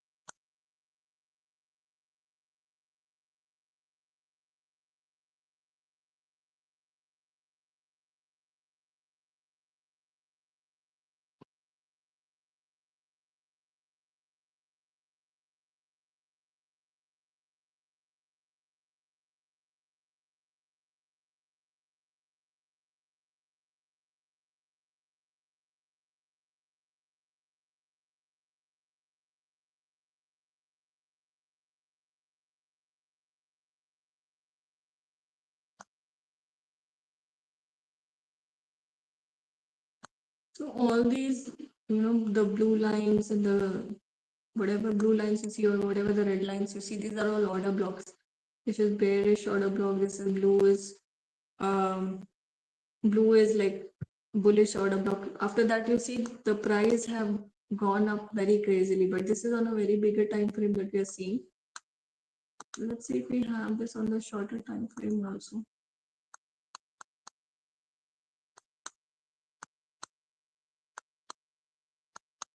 One thing what I observed is this particular indicator works a bit slow actually.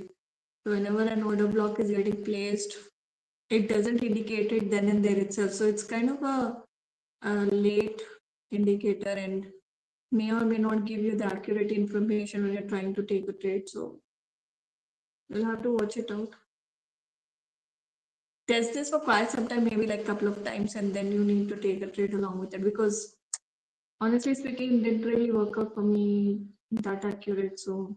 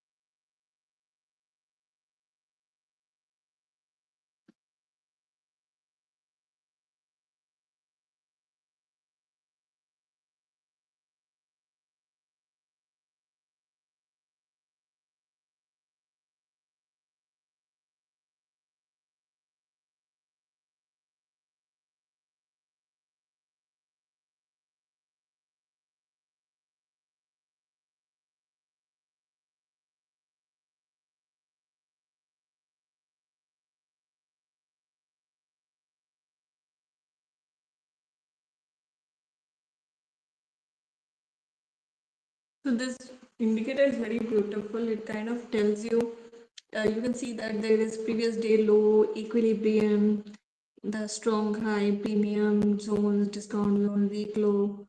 All these gets plotted on this particular indicator. So it's always good whenever like either you're using this for spot of your futures, it's always going to point out those things. So whenever you see there's a discount zone that is being marked, that is where you can exactly take the position on much lower than that. And trust me, you're not going to regret for it. And then at the premium zones, you can always plan to sell, put your short sell entries.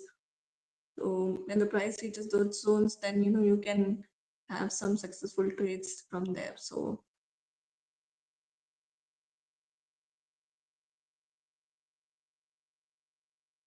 this is where it marked as discount zone. So like and premium zone is just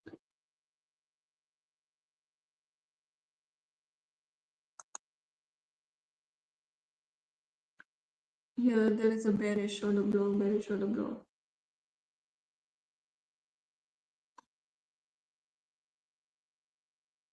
Here there is a fair value gap. So the reason I was giving you a long buy entry is because the price will revisit this zone. And that's why I was giving you an entry here at this point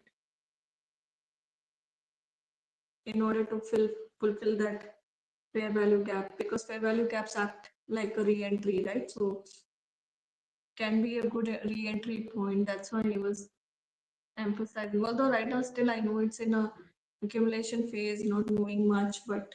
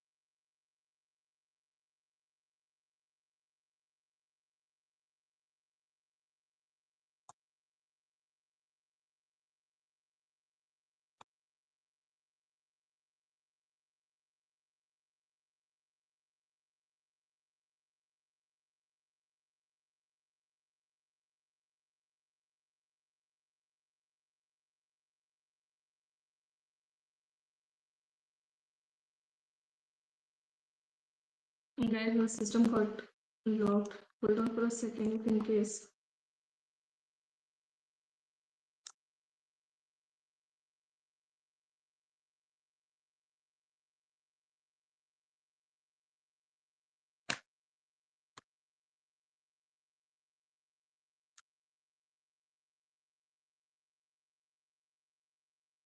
If any of you is sending any messages to me, hold on for a second because my system got locked out.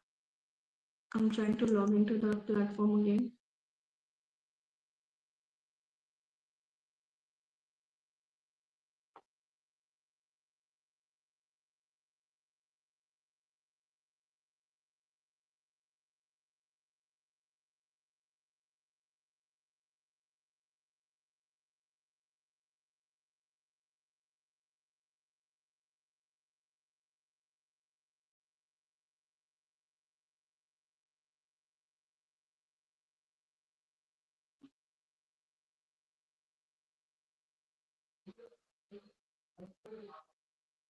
Yeah, tell me guys, like I mean, I know maybe anybody has is trying to get in touch with me.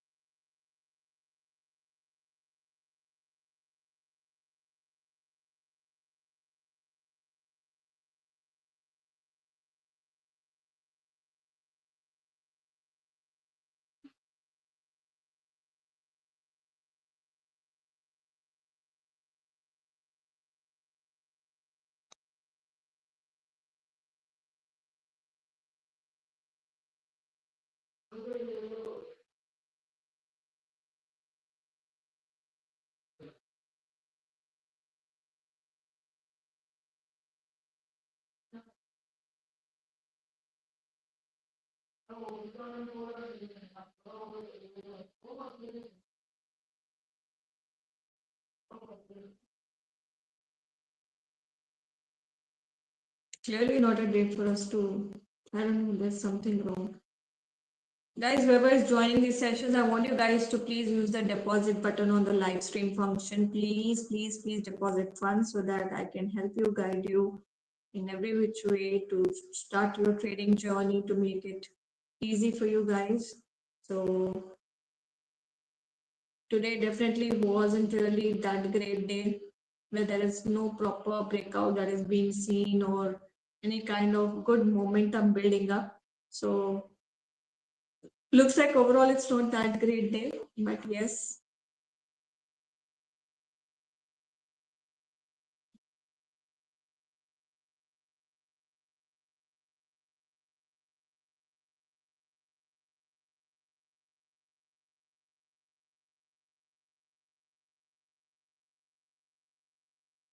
With this kind of momentum, I don't think there is enough capacity for us to.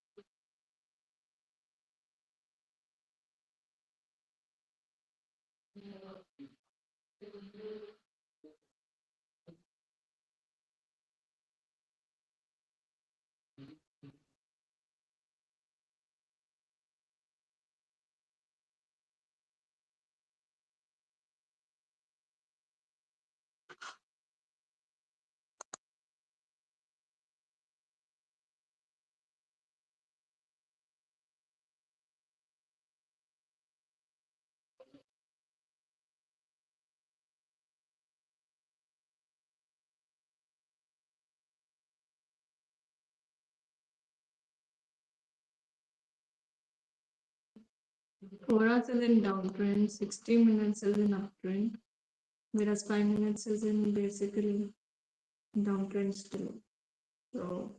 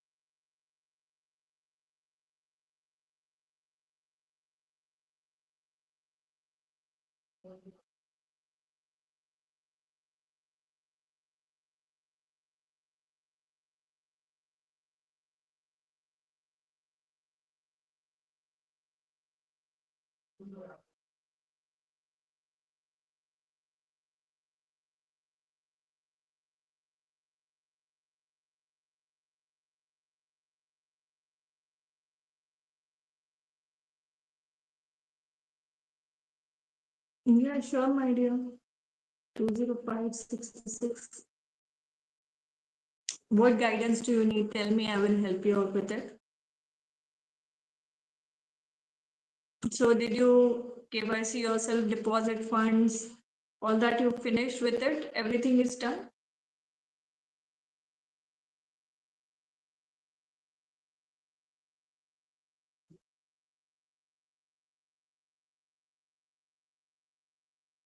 Two zero five six three six. I'm talking to you only, my dear. Did you deposit funds, KYC, everything is done? Where are you at? What stage are you? Now you have to, like, okay. So did you decide on the trading pair that you want to trade, and what is the capital that you're looking for? And did you even deposited?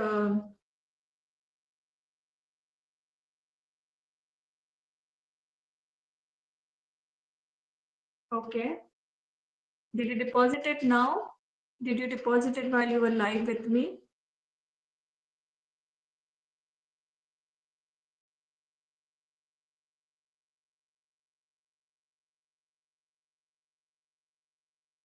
Okay.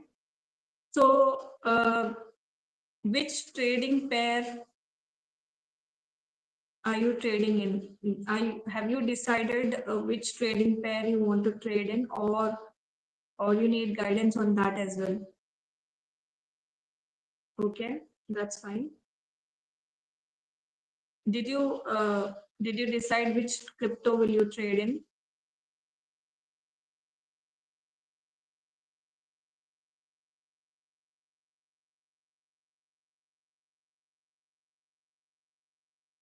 I normally deal with Ethereum and Sui. Which one do you trade in? Do you trade in any of these pairs, or do you trade in something else?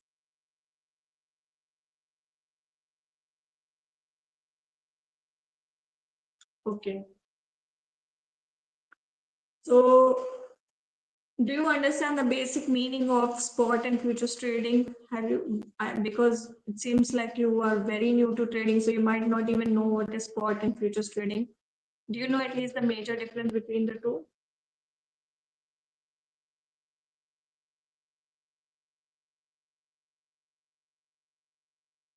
Okay. So tell me, do you want to do spot trading or do you want to do futures trading?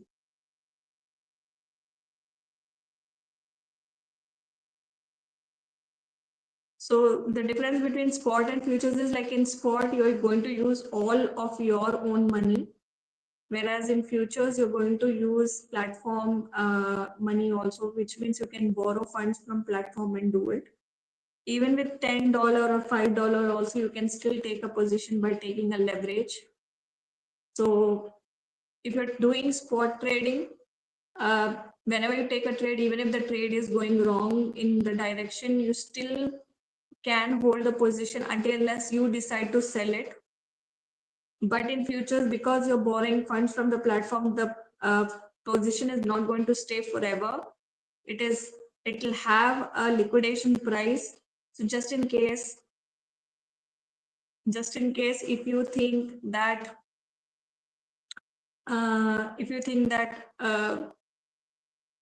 the market is not going in your direction, then you might want to basically the liquidation of the position happens.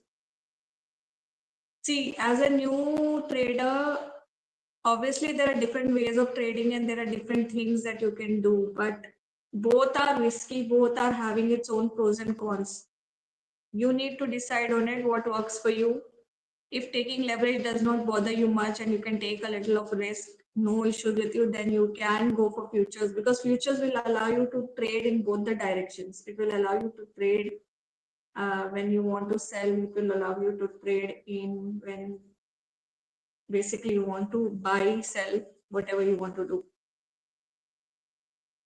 So what do you think works for you? See, with $5-6 also minimum in your pocket, you can still take a trade. That low also you can do. But if you want some good amount of profit with a little less time frame and not much of waiting, then you obviously have to increase your capital. But increasing capital doesn't guarantee any profits. It does, of course, increase the risk of your portfolio. But these are all the things associated with it. What do you think? Is it do you think leverage works for you? Do you want to trade in both the directions, or do you want to just do spot trading? Because spot trading is like you can only sell when you have an actual unit of it. Like you need to first buy, then only you'll be able to sell. And spot trading only happens in one direction. Whereas futures, you can trade in both the directions. Just in case, you can predict the market that it can go up and down. Depending on that, you can trade in any of the directions. So what do you think suits you? And like I said, spot, you don't need any leverage. Futures, you can use platform leverage. Platform offers up to 125x of the leverage. But that again does not mean just because they are offering 125x of the leverage doesn't mean that you're going to take all of it. So you said you deposited 10,000 INR, which is like almost close to 100 USDT. So on 100 USDT, if you multiply it with 125, so we're talking about close to 12,500 worth of leverage. So 100 into 125, right? So 12,500 is what we are talking about. So up to this level is what you can take a trade actually. So do you think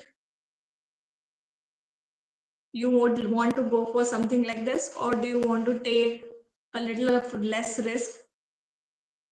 Or see, leverage doesn't mean that you have to take 125 also. As a beginner trader, you can always reduce the leverage to anywhere between 1 to 5x.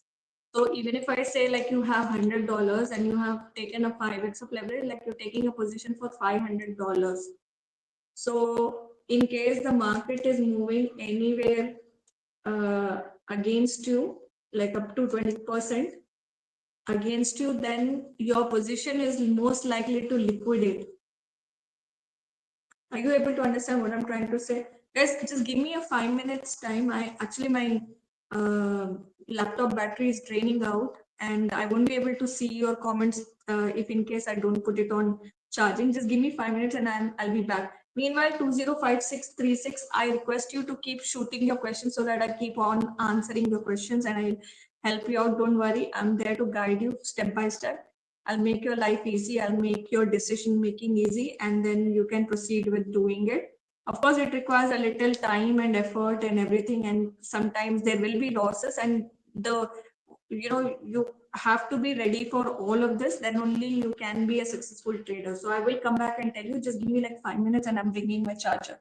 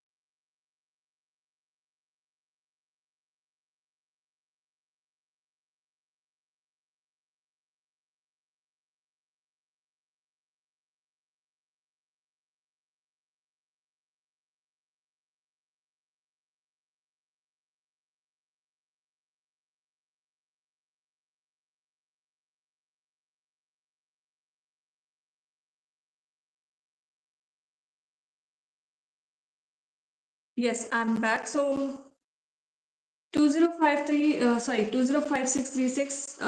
Yes, what are your questions? Are you clear on what needs to be done? As in, like, um, did you understand the major difference between spot and futures trading?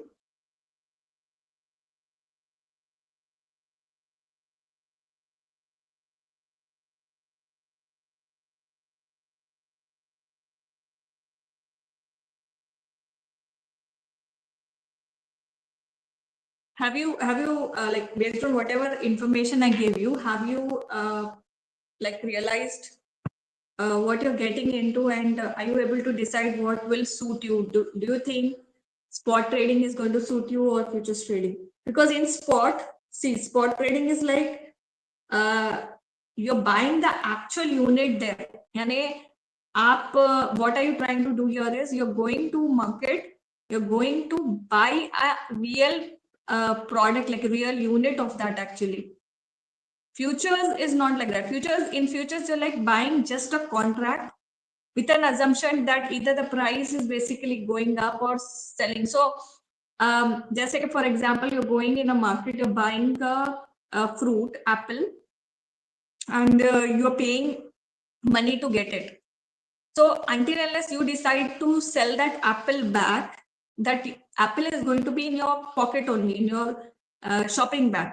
Okay. Whereas in futures, what you're doing is you basically going and talking to the vendor, like you're going and talking to the shopkeeper and telling that if apple price basically is going to come down to say 50 rupees, then I will come and buy, I will come and buy or sell, whatever you decide. I'm going to buy, and the price, so that you are predicting that it is going to go at 50, and you're trying to buy a contract from him instead of buying that real apple. You're telling, okay, keep this contract ready, like I will be taking those number of apples, given that the price reaches that level. So this is how it differs. So are you able to understand now what exactly you're trying to do? And in spot, basically, until unless you, like, you buy, you cannot sell in spot trading. Whereas in futures, even if you don't hold any unit, you can still trade in both the direction. You can trade in sell direction, you can trade in buy direction also. So what do you think will work for you? Do you think spot will work for you or futures? And futures, like I also said, futures basically works on leverage. So if you're somebody who's a risk taker, doesn't matter, doesn't mind taking a lot of risk, then yes, futures trading is still okay. Because in spot, you can only trade in one direction, and at the same time, until unless you plan to sell it, nobody is going to snatch it away, which means like today you buy it at whatever price and you want to hold it, say like for 5-10 years also, nobody is ever going to snatch that away until unless you decide to sell it off. So that is how it is. Did you get the difference, and did you get the understanding of what it means and how it works and all of that? If you're still confused, please shoot out your question. Did you get the clarity? Then once you tell me what you are planning to do you want to do spot or futures, then I'll help you with next step, my dear. 205636, I'm talking to you only. If you tell me based on what I told you, if you're able to decide between spot and futures, write it in the comments and I'll then tell you the next step to be done. Because if in case you're planning to do spot, the way of trading becomes a little different, and if you're planning to do futures, then the way of doing trading is slightly different. So okay, you want to do futures, that's great. So you've decided you want to do futures. Okay, so now the next question is basically because futures will allow you to trade in both the directions. So that's the beauty of it. It's the best part that you don't have to wait for you don't have to wait for the market to always go up or be positive. You can trade in both the direction. Even when it is crashing, you can still basically trade. So that is the best way to trade. Currently, there are not many drivers of the market. Now, what is the drivers of the market? Is like they are the primary catalysts. They are the primary reasons why markets move up and down. Okay, first remember this. There are various reasons, various things behind it. One is obviously the whale accumulation. In case there are big institutions who are pumping in money, then the markets will definitely move up. Okay, and if there is some positive news in the market, like tariffs being removed, or taxes being cut down, or basically interest rates coming down, or things like that, then these things basically impact the markets positively. And during this times, markets mostly moves positive. But if there is any negative news, like trade wars, like wars between the countries for tariffs, for taxes, for um, any other conflicts like geopolitical tensions, also anything like that, then basically markets in those conditions move in negative direction. Like in present scenario, there is neither any positive thing which is impacting the market, there is neither negative thing which is impacting. Just market is moving in very slow and very steady direction. It's just moving in sideways direction. You can see it like since the start of the session also today. I'm struggling so much to just get one position also. Yesterday it was good. We were able to get one good buy position and we were able to do some good trades there. But today it's a bit difficult and it's a bit challenging because it's moving very, very slow. So until unless there are some key drivers that can actually improve or move the markets, you will not see a lot of momentum. The reason being a retail trader, see, you are just having 10,000 rupees. So 205636, see, you are having just 10,000 rupees, which is like what 100 USDT that we're talking about. And look at the market capitalization for Ethereum. Ethereum is almost close to how much is it? Currently, it is trading at 1.31 billion US dollars. So it's a where is your $100 is going to even fit? Imagine it's a $1.31 billion market capitalization crypto, and your $100 is going to stand nowhere in front of it. So that's why you neither have the power nor anything to be able to move the markets in any directions until unless, yes, the rich people, the institutional guys, the big whales, they buy in larger quantities in millions and billions. Only they have the capacity to move the prices of the market crazily. Otherwise, none of us, including me, I don't think even though I kind of trade with $2,000, $3,000, but still even that is a very, very minimalistic money, honestly speaking, to be able to trade and to be able to move the market. So these things matter a lot when you're trading, and there are various things where basically you need to look at and you need to watch out for while you're trading. Futures trading is just not so simple also. You will have to give me a little more time. See guys, now it's almost end of the sessions. Next 10 minutes I'm going to sign off because I've been live from 2 o'clock and this is we are almost nearing 6 o'clock. So I've been live for past 4 hours. So it's a bit difficult for me to tell you everything to 205636, especially in next 10 minutes. The topic is not going to topic is not going to complete for sure. So what I suggest you is, like past 2 days, I was trying to explain all the basics about spot and futures trading. I want you to go replay my live once again. So wherever you see on the thumbnail, my picture is there. You go choose that live and then check for the previous sessions that I have done. In that, I have explained everything from how to take a leverage position, how do you size yourself, and how do you take a trade basis what.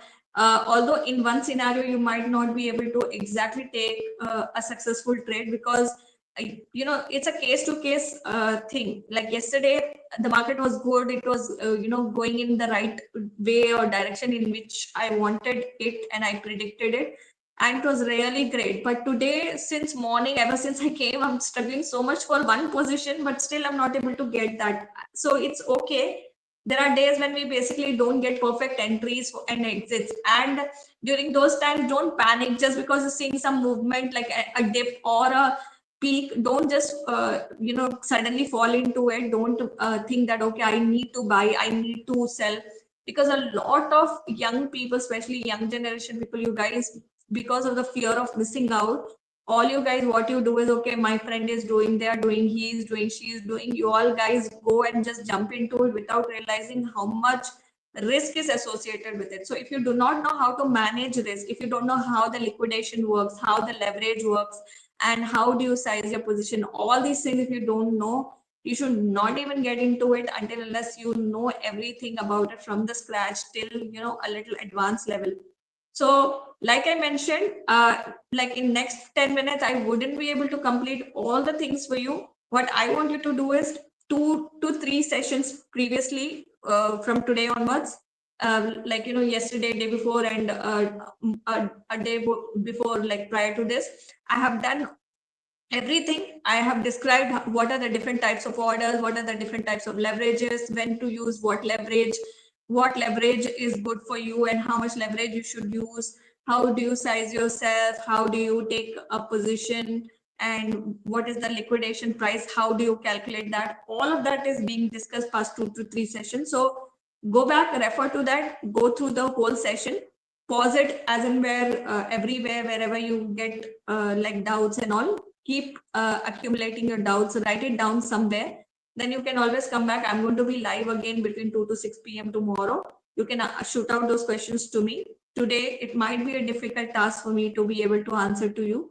But yes, tomorrow you can always shoot it. But I want you to first go, refer to that stream, go through it, and then come back with the questions. Because in 10 minutes, definitely you're not going to learn.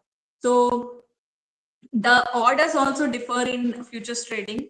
There are 3 different types of orders which you can put, and then there are 2 different types of leverages that you can use. As a beginner trader, it's better to use isolated margin than using cross margin, because I don't want you to over trade. I don't want you to take too many positions and get confused. I don't want you to take too many trades and get lost somewhere, because you have to watch the markets for quite some time, especially for futures. You will have to sit in front of the charts for at least some time, because come on, you're taking leverage here, and even a single second is being missed out while trading can be a very fatal mistake, and you can lose out on all your money and whatnot. So that's why futures trading without sitting in front of the charts, you cannot trade at all. This is my understanding of it. Maybe it might be a different thing for other people, but the opportunity once missed can be very fatal. And I'm telling you based on my own experience, trust me. Recently I was trading in Ethereum, and I placed a limit order, and then I went to sleep. The price reached almost close to my limit order price, but it was almost just $1 difference, $1 difference, and then price just swept back from that level. So my target would have reached, but what happened is it just went till that level and it just bounced back. So if I was maybe awake, probably I would have executed the order and I would have exited the market then and there itself, even if there was $1 difference. But because I was sleeping, because of that minor $1 difference, also it just swept from there, and instead of getting a profit, I actually ended up losing on that trade, and I lost a trade because of this. So that's why I keep on telling people, like, even if it's a point difference, no, sometimes if you're not awake when you're especially dealing with futures trading, you're not awake to execute the order, you put a limit order and sleep, it will sleep from the nearest point and then it will go away. So it's like your profit was almost reached, but you still, because you didn't put your limit order, you didn't put a market order, you didn't execute it at that level, the limit order will never get placed also. It's a true story that I'm telling you. So do all these things, go back, refer to the streams, and go back and try to learn some things, take the guidance, apply that in your day-to-day trade and see how it is working. And tomorrow, join the session 205636. I'm sorry, next 5 minutes I will be signing off, so I won't be able to tell you much. But tomorrow I join between 2 to 6, and I will definitely help you in because there is ample time there. There will be 4 hour session once again. In that, I'll be able to help you all over again. But just in case you don't happen to join it tomorrow, then you can always refer to the previous like sessions and learn through yourselves. Yeah, sure, no problem, no problem. I will show you how to take a leverage position. I will show you how to do the calculations. I will show you, just in case there is something which you're not able to, like you took a trade, assuming that the price is going to go up, you are buying it, but suddenly the price is going down. So to what extent can you keep your margin and keep your position alive? And where should you put your stop losses? Where should you put your where should you exit the market, when should you exit the market, the a little difference between reversal versus pullback, all these things we will see. But because these all things require a little bit of time, so you have to tomorrow join the session between 2 to 6, and then get all your doubts clarified, and then only you'll be able to do it. Otherwise nobody can help you. And remember, because you're using leverage, using companies leverage, it is very very risky. While it might look very nice and it might sound easy and all of that, but trust me, it's not. At least in spot, the recovery is still possible, assuming that okay, someday or the other the price is going to bounce back to that region, and it is still lying in your pocket until unless till that time also, it's still a good, honestly speaking, it is still a recoverable thing. But coming to futures, the moment market just goes opposite to what you have expected or what you're trying to do, it's just irrecoverable, it's not possible. The leverage is going to liquidate your position, and your margin will never be able to support, or the margin will be not enough to support the movement that is happening in the market. So those are the things, yes. And then we will basically look into other things and other aspects of it tomorrow when we join the session. Okay, so you do come 205636. I will be waiting for you. What is your name, my dear? You didn't tell me your name actually. Before you go, do you want to tell me your name? Oh, I'm so sorry, unfortunately I don't have a Bengali language. I know Hindi, I can tell you in Hindi, but I don't know Bengali. So, and because this is a global platform, we have countries across globe joining, like not just India. It's basically Malaysia, Eritrea, Nigeria, UAE, so many people across the globe that are joining. So there are almost 6 to 8 nations that join here. So we kind of keep English as the language to kind of communicate, but I don't think there's anything available in the regional language.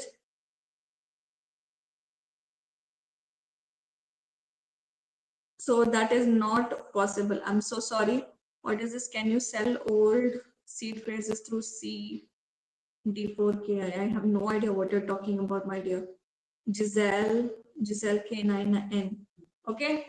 So Zohib, yes, thank you for joining in, but you've joined, almost at the end of the session. Unfortunately, I'm so sorry. I have a limitation and time frame that I come live in between. So you will see a new host post 6 o'clock. You can continue to shoot out your questions to him as well. I don't have any issues. You can otherwise join my session between 2 to 6 tomorrow. I will be live between 2 to 6, and then you can ask me all the questions. Just in case, as I told you, go back to the streams wherever you see my picture on the application. Go to that live replay and check for the information yourself. I have already done this session quite some time, but I don't mind repeating it tomorrow for you. But today it's a bit difficult, and I'll continue doing it tomorrow for you. Okay. Okay, Zoheb, I hope that's okay. User 916877. Thank you for joining in. People joining in from outside. I don't know external people. You guys are asking me some weird question which I'm not able to understand. So hopefully you guys will join tomorrow and you will clarify your doubts tomorrow. And if you want me to handhold you and guide you from step by step till the end, make sure to use the deposit function, deposit button on the screen, live stream screen. Zohib, I want you to use the deposit button which you see it on the screen and deposit funds in your own account when I am live, so that I can guide you step by step and help you in every which way. Okay. You need to basically get in touch with me, send the screenshot to me that you have deposited funds into your account, and then yes, you can get in touch with me and we will basically help you in as much as possible. So that is how it works. I'm live, and I'm live from Dubai and live from UAE. So basically, get in touch with me either through my Telegram community or other sources too, and then you can definitely get the guidance that you're looking for. Otherwise, join the session between 2 to 6 p.m. tomorrow, and I will definitely help you out with it. All right. So with that note, I'm going to end this session, guys. This is Nida Freen. This is Nida Freen signing off from Zbit. I will be seeing you guys tomorrow. Stay tuned. I unfortunately so sorry today. The day was really, really bad. We couldn't really get any kind of buy position, sell position, nothing. Market is still accumulating. It's okay. This is just an example of that. There are days when market doesn't move in any direction, and that is very much okay. Don't panic in those situations. Don't feel like you're missing out on something and take hasty decisions. It's okay sometimes to let it go. There will always be a time where you can take a position, and there will always be another opportunity. Only thing is, whenever you see a proper breakout coming in, that's when you will take a trade. So wait for the breakouts, wait for the confirmation, be 100% sure to make an entry. That's how you will be successful. So tomorrow I will be seeing you guys. Do join Zoheb. I'll be expecting you to join so that I'll help you out from the starting till the end. So make sure you're there for that 4-hour session, and then yes, I will help you and guide you in every which way. Okay.